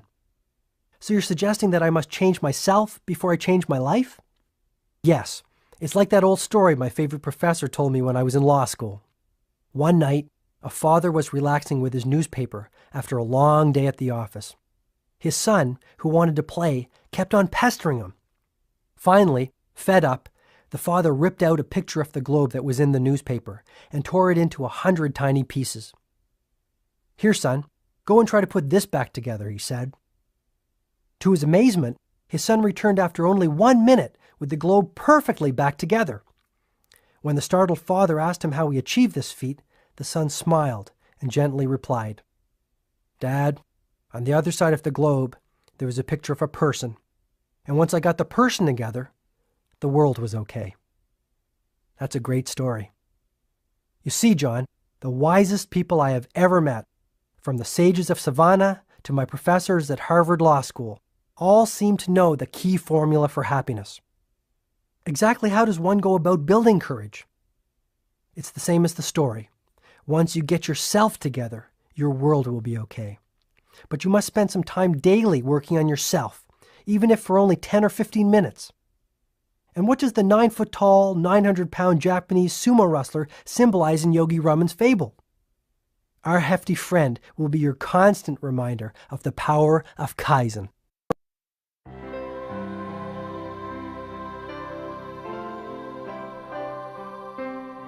In just a few hours, Julian had revealed the most powerful information that I had ever heard in my lifetime. Now I had been exposed to the ageless principle of self-mastery, Kaizen. How can I practice the art of Kaizen? I will give you 10 ancient yet supremely effective rituals that will lead you far along the path of personal mastery. If you apply them on a daily basis, with faith in their utility, you will observe remarkable results in just 1 month from today. Yogi Raman offered the 10 rituals to me with great faith in what he termed their exquisiteness. The quid pro quo is that you must set aside at least 1 hour a day for 30 consecutive days to practice the strategies. This investment in yourself is all it takes. 1 hour a day for 30 days is all it takes? It's the magic formula I was always searching for. Having said this, you must be disciplined and apply the strategies which make up the formula daily with utter conviction in their value. This is not a quick fix type deal. Once you are in it for the long term. What do you mean? Spending 1 hour a day tending to yourself will surely give you dramatic results in 30 days, provided you do the right things. The key is that you must keep on practicing them every day if you want to keep on seeing the results. Fair enough, I agreed. Julian clearly had unlocked a wellspring of personal vitality and inner serenity in his own life. Actually, his transformation from a sickly old litigator to a radiant, energetic philosopher was nothing less than miraculous. Maybe I too could undergo a mantle-like transformation. It was surely worth a try. That night, sitting on the floor of my cluttered living room, I learned what Julian called the 10 rituals of radiant living. The first strategy was known to the sages as the ritual of solitude. This involves nothing more than ensuring that your daily schedule include a mandatory period of peace. Just what is a period of peace? It is a period of time, as little as 15 minutes or as much as 50, wherein you explore the healing power of silence and come to know who you really are. Its purpose is self-renewal, and this is accomplished by spending time alone, immersed in the beautiful blanket of silence. Solitude and quiet connect you to your creative source and release the limitless intelligence of the universe. You will even sleep better and enjoy a renewed feeling of balance in your day-to-day activities. Where should I go for this period of peace? Theoretically, you could do it anywhere, from your bedroom to your office. The key is to find a place of true quiet and beauty. How does beauty fit into the equation? Beautiful images soothe a ruffled soul, Julian observed with a deep sigh. A bouquet of roses, or a simple, solitary daffodil will have a highly salutary effect on your senses and relax you to no end. Ideally, you should savor such beauty in a space that will serve as a sanctuary of the self. What's that? Basically, it is a place that will become your secret forum for mental and spiritual expansion. This might be a spare room in your house or simply a peaceful corner of a small apartment. The point is to reserve a spot for your renewal activities, a place that sits there quietly, awaiting your arrival. I love the sound of that. I think having a silent place to go to when I come home from work would make a world of difference. That brings up another important point. The ritual of solitude works best when you practice it at the same time every day. By practicing it at the same time every day, a daily dose of silence will soon become a habit that you will never neglect. Anything else? Yes. If at all possible, commune with nature daily. A quick walk through the woods, or even a few minutes spent cultivating your tomato garden in the backyard, will reconnect you to the wellspring of calm that may now be dormant within you. Being with nature also allows you to tune into the infinite wisdom of your highest self. This self-knowledge will move you into the uncharted dimensions of your personal power. Never forget this, Julian advised, his voice rising with passion. Has this ritual worked well for you, Julian? Absolutely. Some days I spend hours in quiet contemplation. On other days, I spend only 10 minutes. The result is more or less the same: a deep sense of inner harmony and an abundance of physical energy. Which brings me to the second ritual. This is the ritual of physicality. Sounds interesting. What's it all about? The ritual of physicality is based on the principle that says, as you care for the body, so you care for the mind. As you train your body, so you train your mind. Take some time every single day to nourish the temple of your body through vigorous exercise. Get your blood circulating and your body moving. Did you know that there are 168 hours in a week? No, not really. It's true. At least 5 of those hours should be invested in some form of physical activity. The sages of Savannah practiced the ancient discipline of yoga to awaken their physical potential and live a strong, dynamic existence. It was an extraordinary sight to see these marvelous physical specimens who had managed to age-proof their lives standing on their heads in the center of their village. Did the sages do anything else to care for their bodies? Yogi Raman and his brothers and sisters also believed that vigorous walking in natural surroundings worked wonders for relieving fatigue and restoring the body to its natural state of vibrancy. I really think it didn't matter too much to them what they did, so long as they moved their bodies and got the fresh air of their breathtaking surroundings flowing through their lungs. What does breathing fresh air have to do with anything? I'll answer your question with one of Yogi Raman's favorite sayings: to breathe properly is to live properly. Quite early on in Savannah, the sages taught me that the fastest way to double or even triple the amount of energy I had was to learn the art of effective breathing. Their philosophy was simple. Take in more oxygen through efficient breathing, and you liberate your energy reserves along with your natural state of vitality. Okay, so where do I start? It's actually pretty easy. 2 or 3 times a day, take a minute or two to think about breathing more deeply and effectively. Your belly should move out slightly. This indicates that you are breathing from the abdomen, which is good. A trick that Yogi Raman taught me was to cup my hands over my stomach. If they moved out as I inhaled, my breathing technique was proper. Very interesting. If you like that, Then you'll love the third ritual of radiant living, said Julian, which is the ritual of live nourishment. Yogi Raman put it this way: as you nourish your body, so you nourish your mind. I assume then that you changed your diet. Radically. Live foods are the answer. Live foods are those which are created through the natural interaction of the sun, air, soil, and water. What I'm talking about here is a vegetarian diet. Fill your plate with fresh vegetables, fruit, and grains, and you might just live forever. Is that possible? Most of the sages were well over 100, and they showed no signs of slowing down.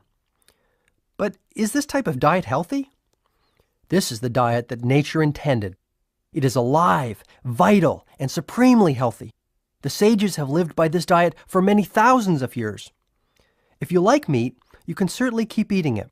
Just remember that you are ingesting dead food. If you can, cut back on the amount of red meat that you eat.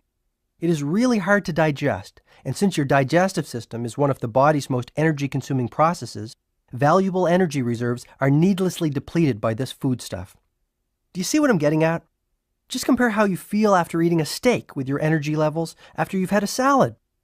If you don't want to become a strict vegetarian, at least start having a salad with every meal and fruit for dessert. Even this will make a huge difference in the quality of your physical life. Try it for about a month and judge the results for yourself. You will feel phenomenal. Okay, if it's good enough for the sages, it's good enough for me. I promise you I will give it a shot.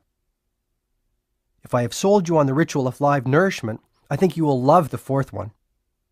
The student is still holding his empty cup. The fourth ritual is known as the ritual of abundant knowledge. It centers around the whole notion of lifelong learning and expanding your knowledge base for the good of yourself and all those around you. Read regularly. Reading for 30 minutes a day will do wonders for you, but I must caution you.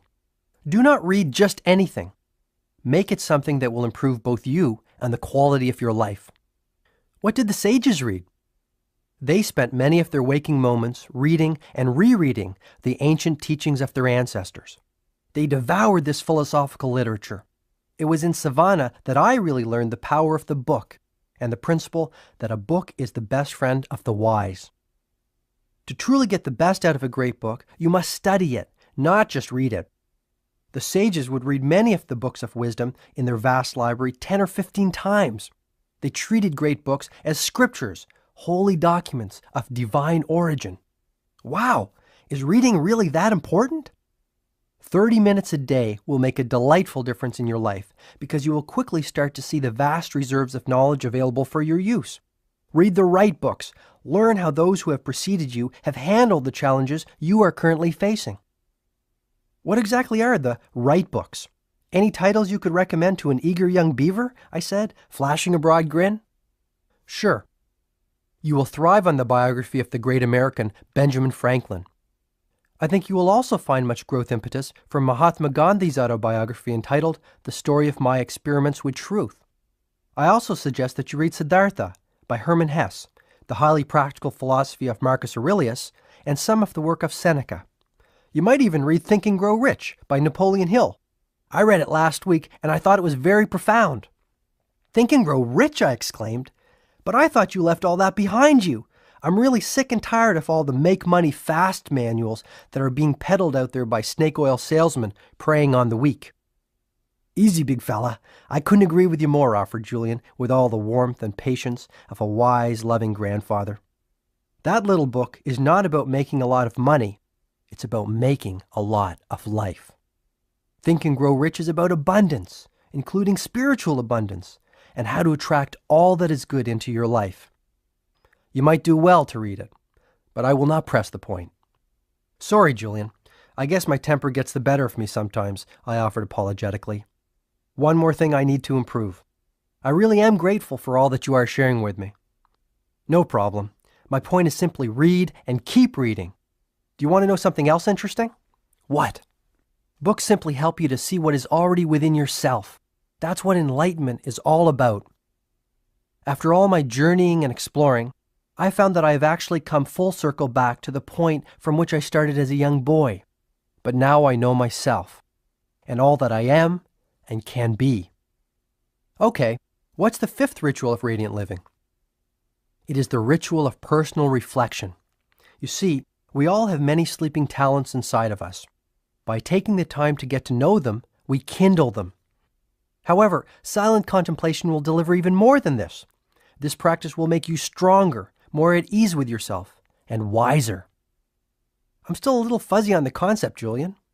Every night, the sages would retire to the sanctuary of their huts covered by fragrant rose petals and sit in deep contemplation. Yogi Raman would actually take a written inventory of his day. What kinds of things would he write down, I asked. First, he would list all of his activities, from the personal care activities of his morning to his interactions with the other sages. Interestingly, he would also write down the thoughts he had run through his mind during that particular day. Isn't that hard to do? I can hardly remember what I thought 5 minutes ago, let alone 12 hours ago. Take the time to think. Get into the regular habit of personal introspection. Once Yogi Raman had listed all that he had done and all that he had thought in one column, he would then do an assessment in another column.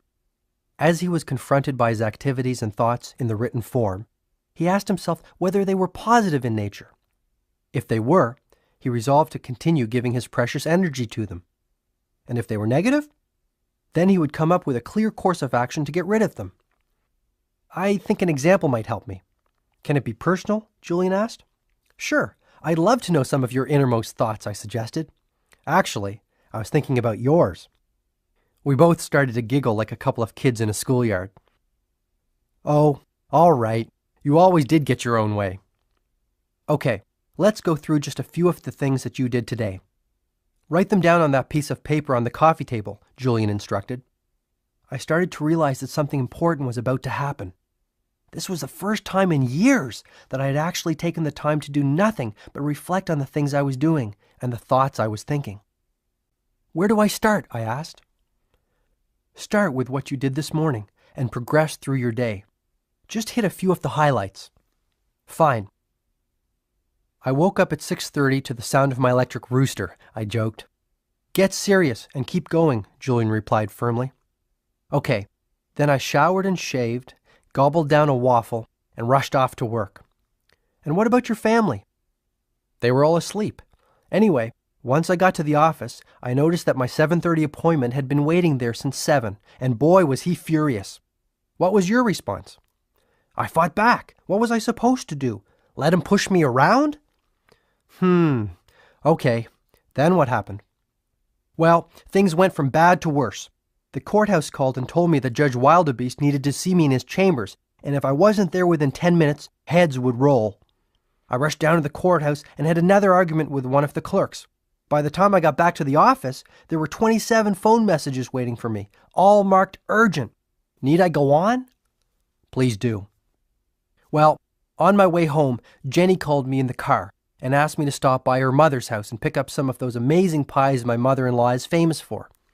Problem was that when I took that exit, I found myself in the middle of a gridlock. So there I was, in the middle of rush hour traffic, in 95-degree heat, shaking with stress and feeling that even more time was slipping away. How did you respond? I cursed the traffic, I said with complete honesty. I was actually shouting out loud inside my car. Maybe we should stop there. Just take a second and look at your day. Obviously, in retrospect, there are at least a few things that you would do differently if you had the chance, wouldn't you? Well, first, in a perfect world, I would get up earlier. I'd like to have a little peace in the morning and ease myself into the day. The heart of the rose technique sounds like it would be fun. Also, I really would like to have the family around the breakfast table, even if only for a bowl of cereal. It would give me a better sense of balance. I always seem to feel that I never spend enough time with Jenny and the kids. But it is a perfect world, and you have a perfect life. You do have the power to control your day. You do have the power to live your dreams, Julian observed, his voice rising. I am realizing this. I really am starting to feel that I can change. Great. Continue reflecting on your day, he instructed. Well, I wish I hadn't yelled at my client. I wish I hadn't argued with the court clerk. And I wish I hadn't screamed at the traffic. I think you now see the power of the ritual of personal reflection, Julian said. By looking at what you are doing, how you are spending your day, and the thoughts you are thinking, you give yourself a benchmark for measuring improvement. The only way to improve tomorrow is to know what you did wrong today. Lots to think about, Julian. Lots to think about, I offered reflectively. How about thinking about the sixth ritual for radiant living, the ritual of early awakening? Uh-oh, I think I know what's coming. One of the best pieces of advice I learned in that far-off oasis of savannah was to rise with the sun and to start the day off well. Most of us sleep far more than we need to. The average person can get by on 6 hours and remain perfectly healthy and alert. Getting up with the sun sounds extreme. Actually, it isn't. There are few things more natural than rising with the glory of the first rays of a new day. The sages believed that sunshine was a gift from heaven, and while they were careful not to overexpose themselves, they regularly had sun baths and often could be seen dancing playfully in the early morning sunshine. I firmly believe that this was another key to their extraordinary longevity. How do I build this ritual into my routine? Here are a couple of quick tips. First, never forget that it is the quality and not the quantity of sleep that is important. It is better to have 6 hours of uninterrupted deep sleep than even 10 hours of disturbed sleep. For example, Yogi Raman would never eat after 8 p.m. He said that the digestive activity it induced would reduce the quality of his sleep. Another example was the sage's habit of meditating to the soft sounds of their harp immediately before heading off to sleep. What was the reason behind this?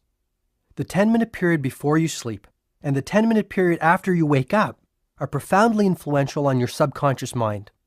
By determining the thoughts that go in, you are also determining precisely what will come out. So before you go to sleep, do not watch the news or argue with anyone or even go over the day's events in your mind's eye. Relax. Drink a cup of herbal tea if you like. Listen to some soft classical music and prepare yourself to drift into a rich, renewing slumber. It makes sense. The better the sleep, the less I will need. Exactly. And remember the ancient rule of 21. If you do anything for 21 days in a row, it will be installed as a habit. So stay with the early rising routine for about 3 weeks. By then it will be a part of your life. Within short order, you will be able to rise at 5:30 a.m. or even 5 a.m. with ease, ready to savor the splendor of another great day. Okay, so let's say that I am getting up every day at 5:30. What do I do? As I've suggested, the thoughts you think and the actions you take in the first 10 minutes after you wake up have a marked effect on the rest of your day. Think positive thoughts. Give a prayer of thanks for all you have. The sages would actually make themselves laugh whether they felt like it or not, just to get the happiness juices flowing early in the morning. Julian, I am trying very hard to keep my cup empty, and I think you will agree that I've done pretty well for a novice. But that sounds really odd, even for a band of monks living high in the Himalayas. But it's not. Take a guess how many times the average 4-year-old laughs in a day. Who knows? I do. 300. Now guess how many times the average adult in our society laughs in the course of a day. 50, I tried. Try 15, said Julian, smiling in satisfaction. You see my point? Laughter is medicine for the soul. Even if you don't feel like it, look in the mirror and laugh for a couple of minutes. You can't help but feel fantastic. Every day will then be an exquisitely rewarding one. What do you do to start your day off on a positive footing? Actually, I have developed quite a sophisticated morning routine, which includes everything from the heart of the rose to drinking a couple of glasses of freshly squeezed fruit juice. But there is one strategy in particular which I would like to share with you. Sounds important. It is.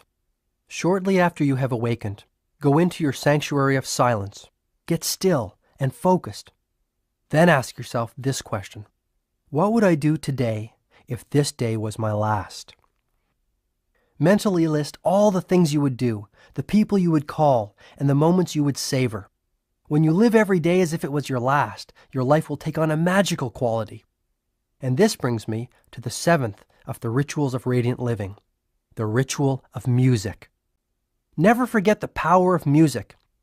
Spend a little time with it every day, even if it is listening to a soft piece on a cassette while you drive to work. When you feel down or weary, play some music. It is one of the finest motivators I know of. Aside from yourself, I exclaimed sincerely. Just listening to you makes me feel great. You really have changed, Julian, and not just on the outside. You really do seem to be at peace with yourself. You have touched me tonight." "Hey, there's more!" shouted Julian with his fist in the air. "Let's keep going!" "I wouldn't have it any other way." "Okay. The 8th ritual is the ritual of the spoken word. The sages had a series of mantras which they would recite morning, noon, and night. They told me that this practice was immensely effective in keeping them focused, strong, and happy." "What's a mantra?" I asked.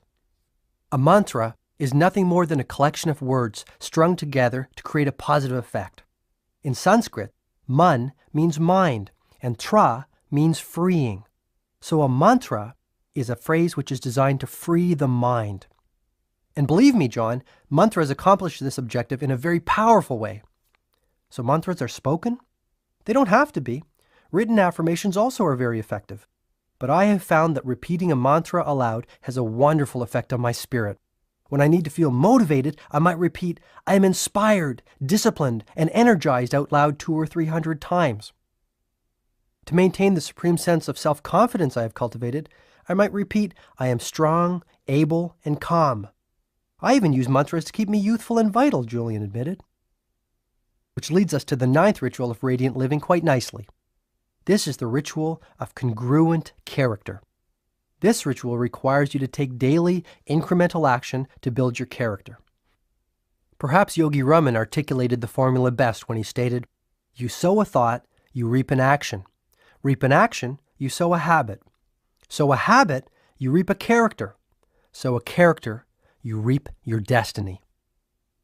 What kinds of things should I do to build my character? Anything that cultivates your virtues. Before you ask me what I mean by virtues, let me clarify the concept. The wise people of the Himalayas believed strongly that a virtuous life was a meaningful life, so they governed all their actions by a series of timeless principles. But I thought you said they governed their lives by their purpose. Yes, this is quite so, but their life's calling included living in a manner congruent to these principles. They are, simply stated, industry, compassion, humility, patience, honesty, and courage. When all your actions are congruent and aligned with these principles, you will feel a deep sense of inner harmony and peace. This is also when your life will move from the ordinary into the realm of the extraordinary, and you will begin to sense the sacredness of your being. It is the first step to lifelong enlightenment. Have you tasted this experience? I asked. I have, and I believe you will too. Do the right things. Act in a way that is congruent with your true character. Act with integrity. Be guided by your heart. The rest will take care of itself. You are never alone, you know. And the final ritual? This is the all-important ritual of simplicity. This ritual requires you to live a simple life. As Yogi Raman said, one must never live in the thick of thin things. Focus only on your priorities, those activities which are truly meaningful. Your life will be uncluttered, rewarding, and exceptionally peaceful. This I promise you. But earlier you told me that happiness comes from achievement. Now you are telling me to reduce my needs and be content with less. Isn't that a paradox? Excellent point, John. It might seem like a contradiction, but it isn't. Lifelong happiness does come through striving to realize your dreams.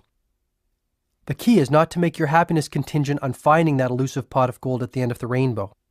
For example, even though I was a millionaire many times over, I was so money-driven that I couldn't enjoy all that I had. You know, there came a time when all I could eat was bread and water, Julian said, growing very quiet and pensive. Are you serious? I always thought that you ate at the best restaurants with all those celebrity friends of yours. That was in the early days. Not many people know about this, but the burden of my out-of-control lifestyle gave me a bleeding ulcer. Julian caught himself. But I'm not one to live in the past. It was another one of life's great lessons. To transcend pain, I had to first experience it. I wouldn't be where I am today without it, he said stoically. Any ideas on what I should do to bring the ritual of simplicity into my life, I asked. There are so many things you can do. Stop picking up the phone every time it rings. Stop wasting time reading junk mail. Stop eating out 3 times a week. Give up your golf club membership and spend more time with your kids. Spend a day a week without your watch.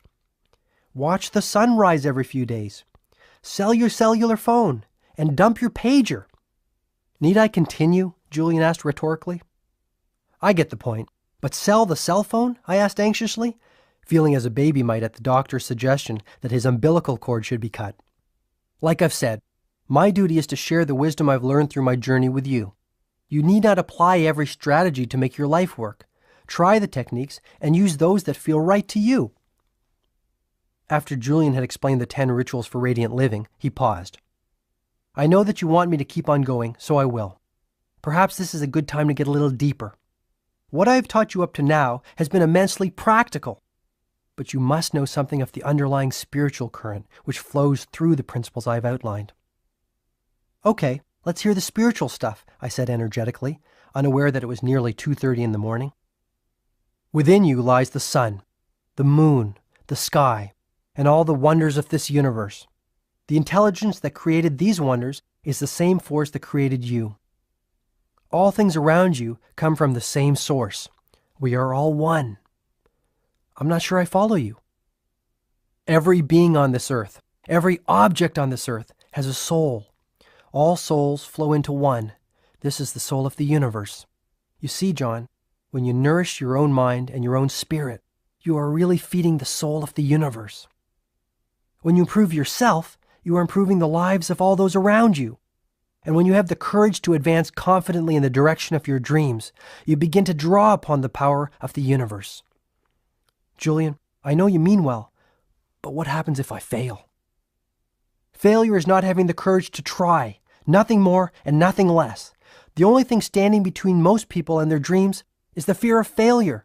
Yet failure is essential to success in any endeavor. Never fear failure. Failure is your friend. The power of discipline. Julian continued to use Yogi Raman's mystical fable as the cornerstone for the wisdom he was sharing with me. You will recall that our friend the sumo wrestler was stark naked. Except for the pink wire cable covering his private parts, I interjected gamely. Right, applauded Julian. The pink wire cable will serve to remind you of the power of self-control and discipline in building a richer, happier, and more enlightened life. My teachers in Savannah taught me that the virtue of discipline was like a wire cable. Have you ever really taken the time to study a wire cable, John? It hasn't been high on my priority list, I confessed with a quick grin. Well, have a look at one sometime. You will see that it consists of many thin, tiny wires placed one on top of the other. Alone, each one is flimsy and weak, but together their sum is much greater than their constituent parts, and the cable becomes tougher than iron. Self-control and willpower are similar to this. To build a will of iron, it is essential to take small, tiny acts in tribute to the virtue of personal discipline. Routinely performed, the little acts pile one on top of another to eventually produce an abundance of inner strength. Self-discipline will provide you with the mental reserves required to persevere when life throws you one of its little curves. I must also alert you to the fact that the lack of willpower is a mental disease, Julian added surprisingly. Willpower allows you to do what you said you would do when you said you would do it. It is willpower that offers you the inner power to keep your commitments to others, and perhaps even more importantly, to yourself. Is it really that important? Most certainly, my friend. It is the essential virtue of every person who has created a life rich with passion, possibility, and peace.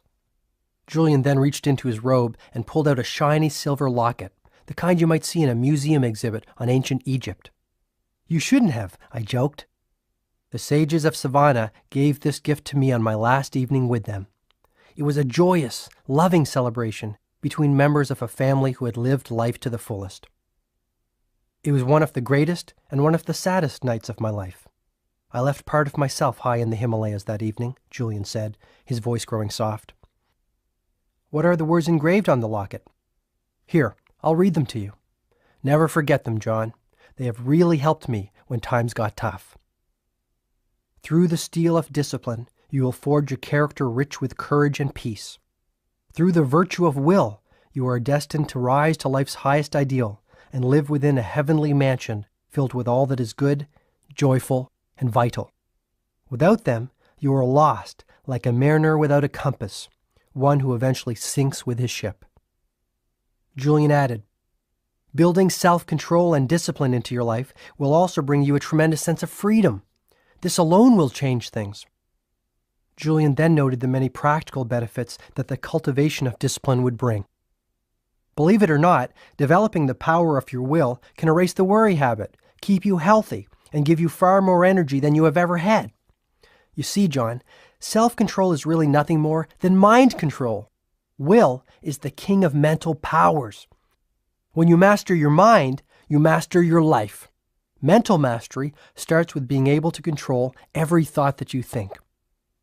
When you have developed the ability to discard all weak thoughts and focus only on those that are positive and good actions will follow. Soon you will start attracting all that is positive and good into your life. Here's an example. Let's say one of your personal development goals is to get up every morning at 6 a.m. and go for a run.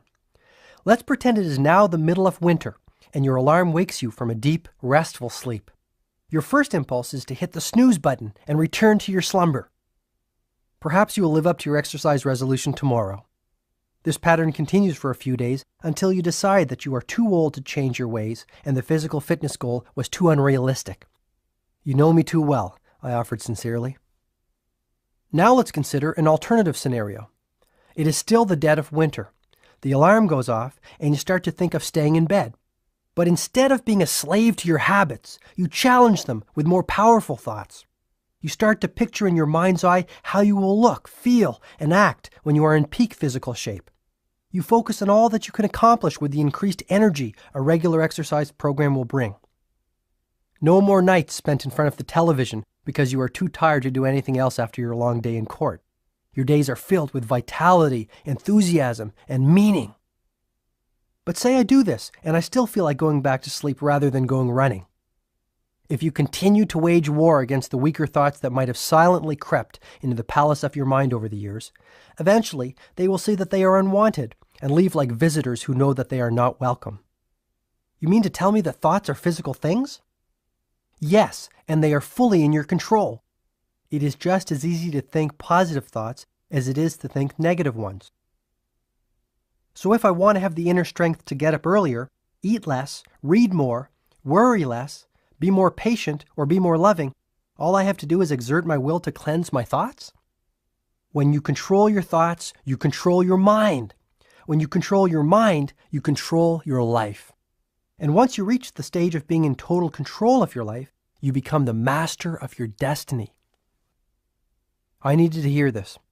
Through the course of this strange yet inspiring evening, I had gone from being a skeptical litigator, carefully studying a hotshot lawyer turned yogi, to a believer whose eyes had been opened for the first time in many years. I wish Jenny could hear all this. Actually, I wish my kids could hear this wisdom too. I knew it would affect them as it had me. I had always planned on being a better family man and living more fully, but I always found that I was too busy putting out all those brush fires of life that seemed so pressing. It seemed like yesterday that I was a young law student, full of energy and enthusiasm. I dreamed of becoming a political leader, or even a Supreme Court judge back then. But as time went by, I settled into a routine. I think it was at that moment, with Julian sitting next to me on my living room floor on that sticky July night, that I changed. The Japanese call it satori, meaning instant awakening, and that's exactly what it was. I resolved to fulfill my dreams and make my life far more than it had ever been. That was my first taste of real freedom, the freedom that comes when you decide once and for all to take charge of your life and all its constituent elements. "I will give you a formula for developing willpower," said Julian, who had no idea of the inner transformation I had just experienced. "Wisdom without proper tools for its application is no wisdom at all." He continued, "Every day, while you are walking to work, I would like you to repeat a few simple words. Yogi Raman told me that by its repetition, I would develop self-control and an indomitable will within a short period of time." "Okay, I'm all ears." "This is the mantra I suggest you repeat at least 30 times a day. I am more than I appear to be. All the world's strength and power rest inside me." It will manifest profound changes in your life. For even quicker results, blend this mantra with the practice of creative envisioning I spoke of earlier. Startling results will surely come your way, he promised. That's it? I asked, astonished by the apparent simplicity of this formula. I can tap the full reserves of my willpower through this simple exercise? Repeating the mantra I gave you, along with the daily practice of seeing yourself as you hope to be, will give you an enormous amount of support as you create the disciplined, principled life that will connect you to your dreams. And you need not change your world in a day. Start off small. Even training yourself to get up an hour earlier and sticking to this wonderful habit will boost your self-confidence, inspiring you to reach higher heights. The trick is to keep setting the mark higher and raising your standards continuously. This will release that magical quality of momentum that will motivate you to keep exploring your infinite potential. Momentum is also the secret ingredient to building self-discipline. It's a delightful process, John. It really is. And the pink wire cable in Yogi Raman's magical fable will always remind you of the power of your will. Just as Julian finished revealing his thoughts on the subject of discipline, I noticed the first rays of the sun peeking into the living room, pushing away the darkness like a child pushes away an unwanted bed cover. This will be a great day, I thought. The first day of the rest of my life.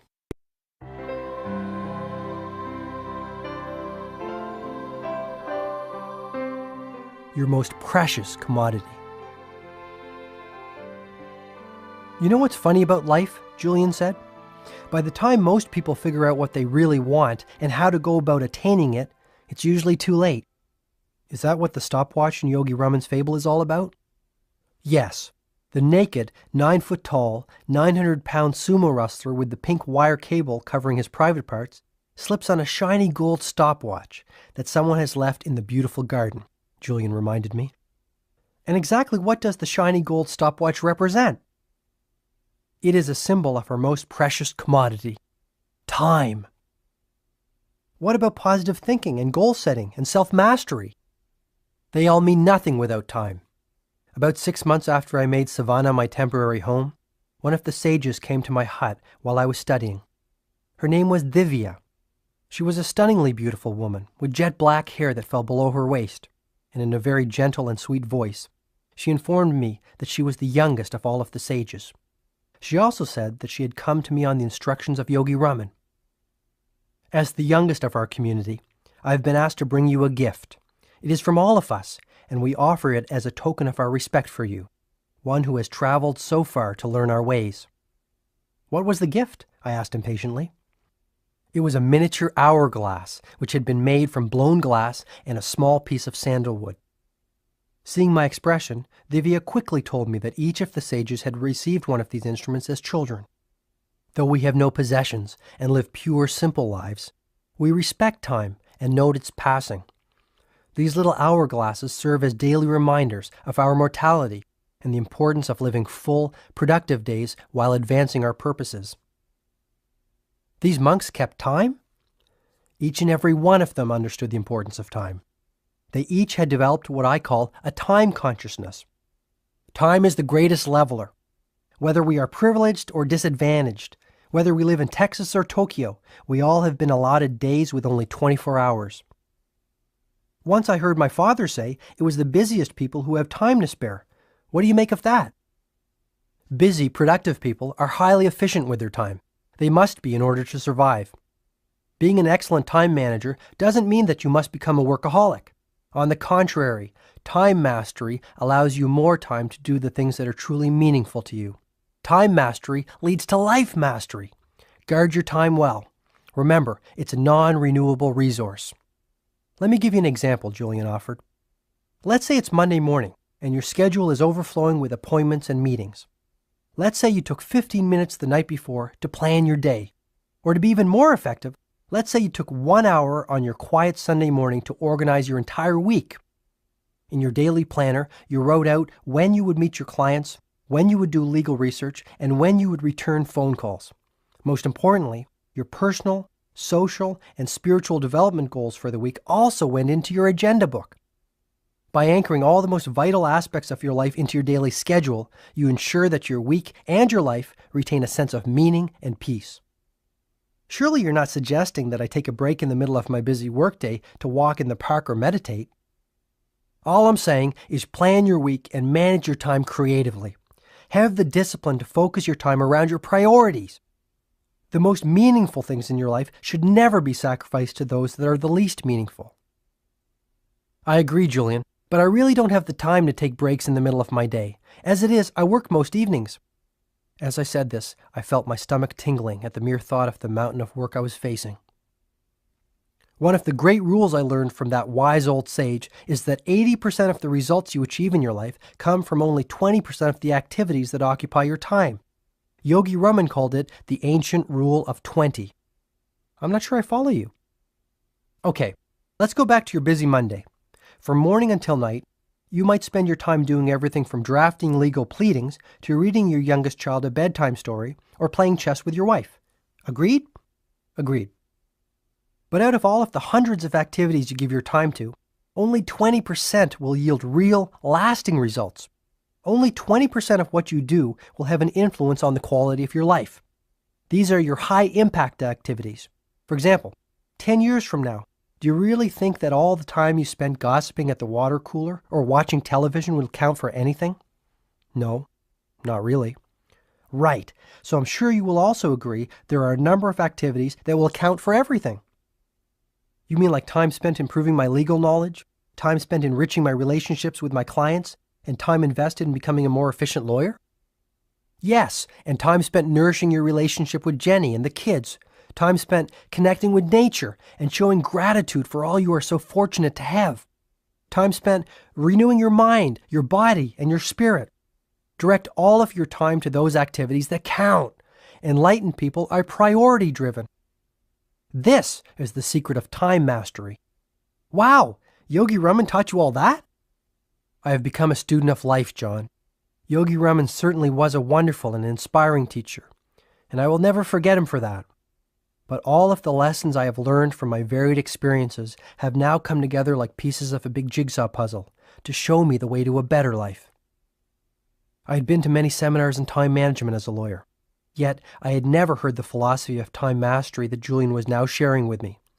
Time management was not just something to focus on at the office and discard at closing time. It was a holistic system that could make all areas of my life more balanced and fulfilling. I would not only be far more productive, I would be far happier. That brings me to another point. Don't let others steal your time. Learn to say no. Having the courage to say no to the little things in life will give you the power to say yes to the big things. What about procrastination? All too often, I keep putting off the things that I don't like doing. It is human nature to do the things that feel good and avoid the things that feel bad. But as I said earlier, the most productive people in this world have cultivated the habit of doing the things that less productive people don't like doing, even though they too might not like doing them. I stopped and thought deeply about the principle I had just heard. Perhaps procrastination was not my problem. Maybe my life had simply become too complex. Julian sensed my concern. Yogi Raman told me that those who are masters of their time live simple lives. A hurried, frenzied pace is not what nature intended. While he firmly believed that lasting happiness could be reached only by those who were effective and set definite aims for themselves, living a life rich with accomplishment and contribution did not have to come through sacrifice of peace of mind. This is what I found so fascinating about the wisdom I was hearing. It allowed me to be more productive and yet fulfill my spiritual longings. I started to open up myself even more to Julian. You have always been honest and forthright with me, so I will be the same with you. I don't want to give up my practice and my house and my car to be happier and more satisfied. I like my toys and the material things I have earned. They are my rewards for all the hours I have worked over the years. But I feel empty. I really do. There is so much I could do with my life. You know, I'm almost 40 and I have never been to the Grand Canyon or the Eiffel Tower. I can't even remember the last time I took a long, quiet walk by myself after a snowfall, just to hear the sounds and to enjoy the sensations. Then simplify your life, Julian suggested sympathetically. Apply the ancient ritual of simplicity to every aspect of your world. Too many people are dreaming of some magical rose garden on the horizon rather than enjoying the one growing in their backyards. What a tragedy. Any suggestions? That I will leave to your own imagination. Oh, And that reminds me of another thing I do to make sure my life stays calm and simple. What's that? I love to have a quick nap in the afternoon. I find it keeps me energetic, refreshed, and youthful. I guess you could say that I need my beauty sleep, Julian laughed. Beauty has never been one of your strong points. A sense of humor has always been one of yours, and for this I commend you. I think Yogi Raman said it best when he said, "Laughter opens your heart and soothes your soul."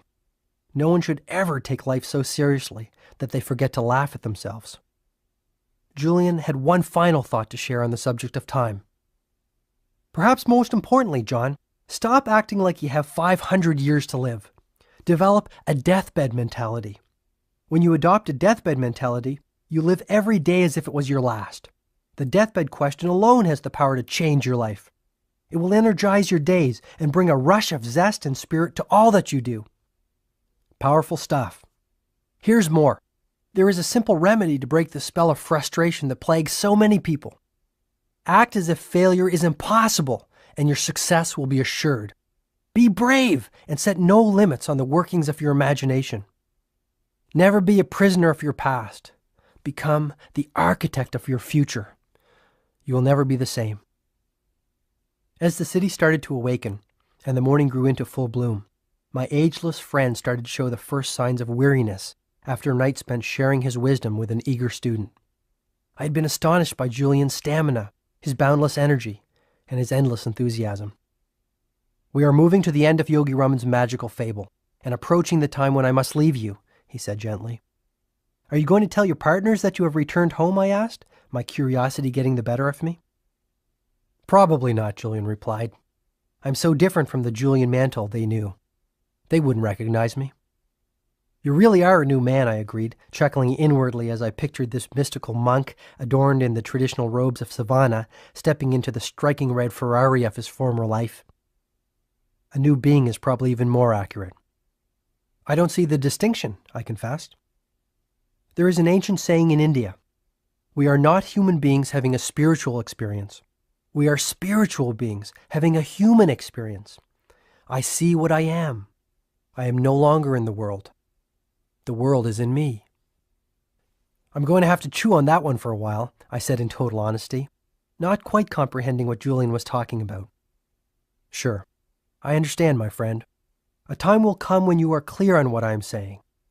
If you follow the principles I have revealed to you and apply the techniques I have offered, you will surely advance along the path of enlightenment. You will see your life for what it really is, a small blip on the canvas of eternity, and you will come to see clearly who you are and the ultimate purpose of your life. Which is? To serve, of course. Listen to your conscience. It will tell you that your calling in life is ultimately selfless service to others in some form or another. My mission is to spread the ancient wisdom of the sages of Savannah to all those who need to hear it. This is my purpose." The fire of knowledge had kindled Julian's spirit. He was so passionate, so committed, and so fervent about what he was saying that it was reflected even in his physical dimension. His transformation from a frail old litigator to a vital young Adonis was not brought about by a simple change in his diet or a daily dose of some quick-fix exercise plan. He had found the secret that people through the ages have been searching for. It was more than the secret of youth, fulfillment, or even happiness. Julian had discovered the secret of the self. The ultimate purpose of life. "The sages of Savannah were not only the most youthful people I have ever met," observed Julian. "They were also the kindest. Yogi Raman told me that when he was a child, as he waited for sleep, his father would ask him what good deeds he had performed through the course of that day. Believe it or not, if he said that he hadn't done any, his father would request that he get up and perform some act of kindness and selfless service before he was permitted to go to sleep." Julian went on, "One of the most essential of all the virtues for enlightened living that I can share with you, John, is this one. When all is said and done, no matter what you have achieved, the quality of your life will come down to the quality of your contribution." Does this have something to do with the fresh yellow roses in Yogi Raman's fable? Of course it does. The flowers will remind you of the ancient Chinese proverb, "A little bit of fragrance always clings to the hand that gives you roses." The meaning is clear. When you work to improve the lives of others, you indirectly elevate your own life in the process. When you take care to practice random acts of kindness daily, your own life becomes far richer and more meaningful. To cultivate the sacredness and sanctity of every day, serve others in some way. Are you suggesting that I get involved in some volunteer work? That's an excellent starting point, but what I'm speaking of is much more philosophical than that. I'm suggesting that you adopt a new paradigm of your role on this planet. You're losing me again. Shed some light on the term paradigm. I'm not really familiar with it. A paradigm is simply a way of looking at a circumstance or at life in general. Some people see the glass of life as half empty. The optimists see it as half full. They interpret the same circumstance differently because they have adopted a different paradigm. A paradigm is basically the lens through which you see the events of your life, both external and internal. To dramatically improve the quality of your life, you must cultivate a new perspective of why you are here on Earth. You must realize that there can only be one real reason for your being here. And that would be to give yourself to others and to contribute in a meaningful way, Julian replied. Our world is in the midst of great change. People are trading in money for meaning. Lawyers who used to judge people by the size of their pocketbooks are now judging people by the size of their commitment to others, by the size of their hearts. Teachers are leaving the wombs of secure jobs to nurture the intellectual growth of needy kids living in the combat zones we call inner cities. People have heard the clear call for change. People are realizing that they are here for a purpose and that they have been given special gifts that will aid them to realize it. What kind of special gifts? Exactly the ones I've been telling you about all evening. An abundance of mental ability, boundless energy, unlimited creativity, and a storehouse of discipline and a wellspring of peacefulness. It is simply a matter of unlocking these treasures and applying them for common good, noted Julian. So how can one go about doing good? I'm simply saying that you should make it a priority to change your worldview so that you stop seeing yourself purely as an individual and start seeing yourself as part of the collective. Your life moves to a more magical dimension when you start striving to make the world a better place. I knew Julian had a point. One of the things that was starting to bother me about practicing law was that I didn't really feel I was making the sort of contribution I knew I was capable of making. I realized that I had ensconced myself in a middle-class cocoon, one that sheltered me from society at large and one I had grown accustomed to. Compassion and daily acts of kindness will make life far richer, Julian said. Take the time to meditate every morning on the good you will do for others during your day. The sincere words of praise to those who least expect it, the gestures of warmth offered to friends in need, the small tokens of affection to members of your family, all add up to a much more wonderful way to live. And speaking of friendships, make sure you keep them in constant repair. A person with 3 solid friends is very wealthy indeed. I nodded. Friends add humor, fascination, and beauty to life. Good friends are there to help you when life throws one of its little curves at you and things look worse than they seem. When I was a busy litigator, I had no time for friends. Now I am alone, except for you, John. When I have just put down a wonderful book that has moved me deeply, I have no one to share my thoughts with. I have no one to open my soul to when the sunshine of a glorious autumn day warms my heart and fills me with joy. Julian quickly caught himself. However, regret is not an activity for which I have any time. I have learned from my teachers in Savannah that every dawn is a new day to the one who is enlightened. Julian's eyes glittered in the hope of things yet to come.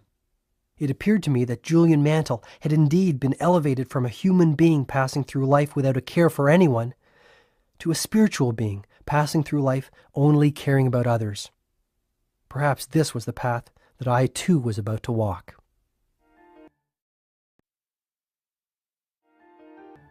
The timeless secret of lifelong happiness.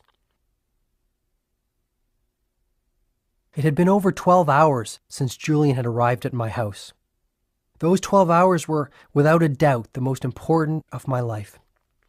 All at once, I was feeling exhilarated, motivated, and yes, even liberated. I realized that I had not even begun to explore the reaches of my human potential. Julian's wisdom allowed me the opportunity to come to grips with the wounds that were keeping me from living with the laughter, energy, and fulfillment I knew that I deserved. I felt moved. I'll have to leave soon. You have commitments which are pressing on your time, and I have my own work to tend to, Julian said apologetically. My work can wait. Unfortunately, mine can't, he said with a quick smile. But before I leave, I must reveal the final element of Yogi Raman's magical fable. You will recall that the sumo wrestler fell to the ground. After what seemed like an eternity, he finally regained consciousness when the marvelous fragrance of the yellow roses reached his nose. He then jumped to his feet in delight and was astonished to see a long, winding path studded with millions of tiny diamonds. Of course, our friend the sumo wrestler took the path, and in doing so, lived happily ever after. Seems plausible, I chuckled. Yogi Raman's story has a purpose, and the principles it symbolizes are not only powerful, they are highly practical. True, I agreed without reservation. The path of diamonds, then, will serve to remind you of the final virtue of enlightened living. By carrying this principle with you through your daily work, you will enrich your life. You will begin to see the exquisite wonders in the simplest of things and live with the ecstasy you deserve. And by carrying out your promise to me and sharing it with others, you will also allow them to transform their world from the ordinary into the extraordinary. Will this take me a while to learn? The principle itself is strikingly straightforward to grasp, but learning how to apply it effectively in all your waking moments will take a couple of weeks of steady practice. Okay, I'm dying to hear it. Funny you should say that, because the seventh and final virtue is all about living. The sages of Savannah believed that a truly joyful and rewarding life comes only through a process they called living in the now. The most important moment is now. Learn to live in it and savor it fully. I understand exactly what you're saying, Julian. My mind is always flooded by a million little thoughts pulling me in a million different directions. It's really frustrating. Why? It tires me out. I guess I just don't have peace of mind. Yet I have experienced times when my mind is fully occupied on only what was in front of me. Often, this happened when I was under the gun to crank out a legal brief, and I didn't have time to think about anything other than the task at hand. I've also felt this kind of total focus when I was playing soccer with the boys, and I really wanted to win. Hours seemed to pass by in minutes, and I felt centered. It was as if the only thing that mattered to me was what I was doing in that very moment. Come to think of it, these were probably the times when I felt the most peaceful as well. Julian replied, "Being engaged in a pursuit that truly challenges you is the surest route to personal satisfaction. But the real key to remember is that happiness is a journey, not a destination. Live for today. There will never be another one quite like it," finished Julian, his smooth hands coming together as if to give a prayer of thanks for being privy to what he had just said. Is that the principle that the path of diamonds in Yogi Raman's fable symbolizes? I asked.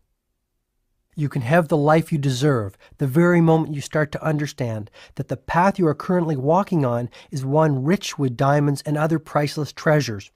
Enjoy the beauty and the sacredness of all that is around you. You owe it to yourself. Does that mean that I should stop setting big goals for my future and concentrate on the present? No, replied Julian firmly. Goals and dreams for the future are essential elements in every truly successful life. My point is simply this. Never put off happiness for the sake of achievement. Today is the day to seize the moment and live a life that soars. Today is the day to live from your imagination and harvest your dreams. And please never, ever forget the gift of family. I'm not sure I know exactly what you mean, Julian. Live your children's childhood, came the simple reply. Huh? I muttered, perplexed at the apparent paradox. Few things are as meaningful as being a part of your children's childhood.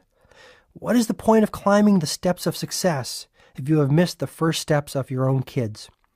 What is the use of being known across the country as a red-hot trial lawyer if your kids don't even know their father, Julian offered, his voice now quivering with emotion. I know where if I speak.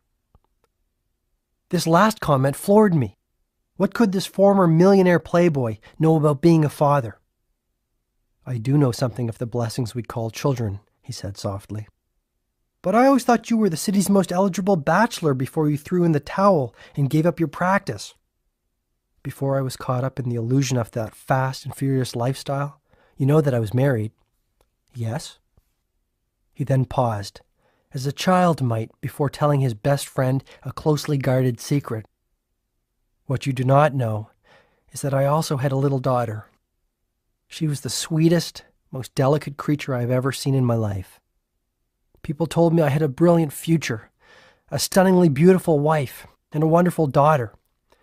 Yet when life seemed to be perfect, it was all taken from me in an instant. For the first time since his return, Julian's eternally joyful face was enveloped in sadness. A single tear began to slide down one of his bronzed cheeks and dripped onto the velvety fabric of his ruby-red robe. You don't have to continue, Julian, I offered sympathetically, placing an arm around his shoulder to comfort him. The drunk driver who killed my daughter didn't take away only one precious life on that sun-soaked October afternoon. He took two. After my daughter's passing, my life unraveled. I started spending every waking moment at the office, foolishly hoping that my legal career might be the salve for the pain of a broken heart. My wife, who had been my constant companion since law school, left me, citing my obsession with work. My health deteriorated, and I spiraled into the infamous life that I was engaged in when we first met. Sure, I had everything money could possibly buy, but I sold my soul for it. I really did, Julian noted emotionally, his voice still choked up. So when you say, live your children's childhood, you are basically telling me to take the time to watch them grow and flourish? That's it, isn't it? Even today, 27 years after she left us, while we were driving her to her best friend's birthday party, I would give anything just to hear my daughter giggle again, or to play hide and seek like we used to in our back garden. I would love to hold her in my arms and softly caress her golden hair. She took a piece of my heart with her when she left. And though my life has been inspired by new meaning since I found the way to enlightenment and self-leadership in Savannah, a day doesn't pass without me seeing the rosy face of my sweet little girl in the silent theater of my mind. You have such great kids, John. The best gift you could ever give your children is your love. Get to know them again. Pretty soon they will be off, building lives and families of their own. Then it'll be too late. The time will be gone. Julian had struck a chord deep inside of me. I guess I had known for some time that my workaholic pace was slowly but steadily loosening our family ties. Piano recitals, Christmas plays, Little League championships had all been traded for my professional advancement. Happiness is a journey, Julian continued, his voice rising once again with the heat of passion. Enjoy the special moments that every day offers, because today, this day is all you have. Can anyone learn to live in the now? Absolutely. No matter what your current circumstances might be, you can train yourself to enjoy the gift of living and fill your existence with the jewels of everyday life. When you start spending even 5 minutes a day practicing the art of gratitude, you will cultivate the richness of living that you are looking for. So by giving daily thanks for all of my assets, whether these are material or spiritual, I will develop the habit of living in the moment? Yes, this is an effective method for putting far more living into your life. When you savor the now, you kindle the fire of life that allows you to grow your destiny. Grow my destiny? We all have something we are meant to do. Your genius will shine through, happiness will fill your life the instant you discover your higher purpose and then direct all your energies towards it. Once you are connected to this mission, all your desires will be fulfilled effortlessly. Simply follow the path of your dreams in full expectation of the bounty that is certain to flow. This will bring you to your divine destination. This is what I mean by growing your destiny, Julian offered sagely. When I was a young boy, my father loved to read me a fairy tale known as Peter and the Magic Thread. Peter was a very lively little boy. Everyone loved him, his family, his teachers, and his friends. But he did have one weakness. What was that? Peter could never live in the moment. He had not learned how to enjoy the process of life. When he was in school, he dreamed of playing outside. When he was outside playing, he dreamed of his summer vacation. Peter constantly daydreamed, never taking the time to savor the special moments that filled his days. One morning, Peter was out walking in a forest near his home. Feeling tired, he decided to rest on a patch of grass and eventually dozed off. After only a few minutes of deep sleep, he heard someone calling his name. "Peter! Peter!" came a shrill voice from above. As he slowly opened his eyes, he was startled to see a striking woman standing above him. She must have been well over 100 years old, and her snow-white hair dangled well below her shoulders like a matted blanket of wool. In this woman's wrinkled hand was a magical little ball with a hole in the center of it, and out of the hole dangled a long, golden thread. "Peter," she said, "this is the thread of your life. If you pull the thread just a little bit, an hour will pass in seconds. If you pull a little harder, whole days will pass in minutes. And if you pull with all your might, months, even years, will pass by in days." Peter grew very excited at this discovery. "I'd like to have it if I may," he asked. The elderly woman quickly reached down and gave the ball with the magic thread to the young boy. The next day, Peter was sitting in the classroom feeling restless and bored. Suddenly, he remembered his new toy. As he pulled a little bit of the golden thread, he quickly found himself at home, playing in his garden. Realizing the power of the magic thread, Peter soon grew tired of being a schoolboy and longed to be a teenager with all the excitement that this phase of life would bring. So again, he pulled out the ball and pulled hard on the golden thread. Suddenly, he was a teenager with a very pretty young girlfriend named Elise. But Peter still wasn't content. He had never learned to enjoy the moment and to explore the simple wonders of every stage of his life. Instead, he dreamed of being an adult. So again, he pulled on the thread, and many years whizzed by in an instant. Now he found he had been transformed into a middle-aged adult. Elise was now his wife, and Peter was surrounded with a house full of kids. But Peter also noticed something else.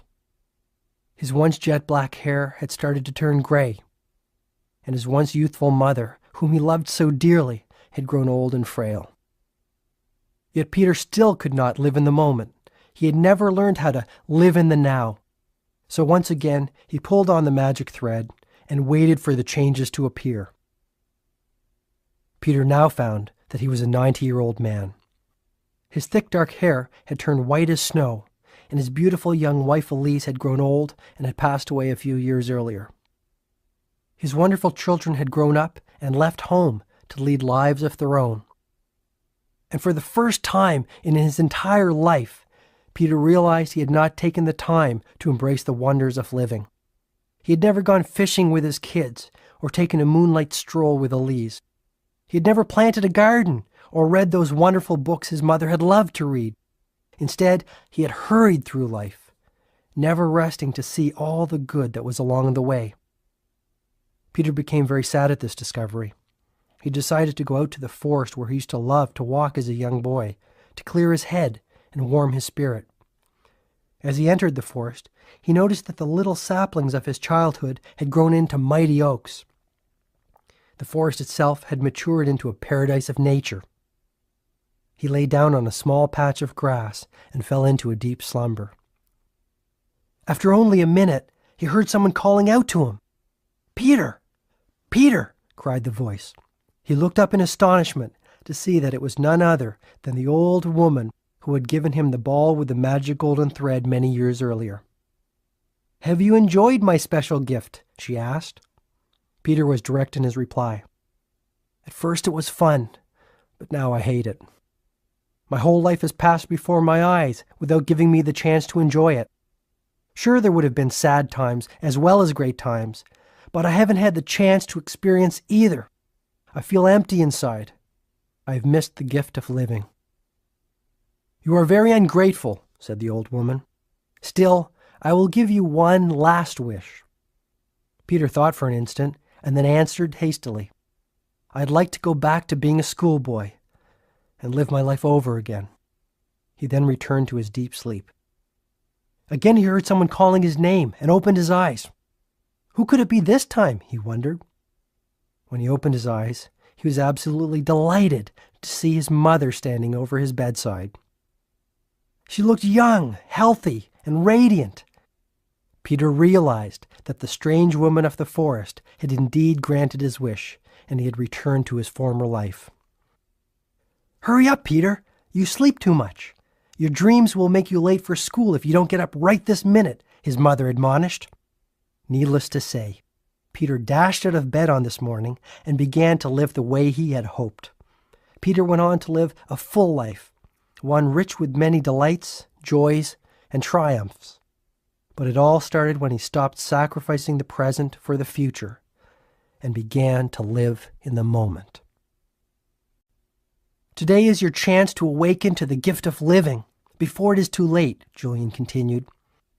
"Let this new day be the defining moment of your life, the day that you make the decision once and for all to focus on what is truly important to you. Revive your spirit and start tending to your soul. This is the way to nirvana." Nirvana? The sages of Savannah believed that the ultimate destination of all truly enlightened souls was a place called nirvana. Actually, more than a place, the sages believed nirvana to be a state, one that transcended anything they had known previously. In nirvana, all things were possible. There was no suffering, and the dance of life was played out with divine perfection. On reaching nirvana, the sages felt that they would step into heaven on earth. This was their ultimate goal in life, Julian observed, his face radiating a peaceful, almost angelic quality. "We're all here for some special reason," he observed prophetically. "Meditate on what your true calling is and how you can give yourself to others. Start applying the principles and strategies that I have shared with you. Be all that you can be. A time will come when you too will taste the fruits of that place called nirvana."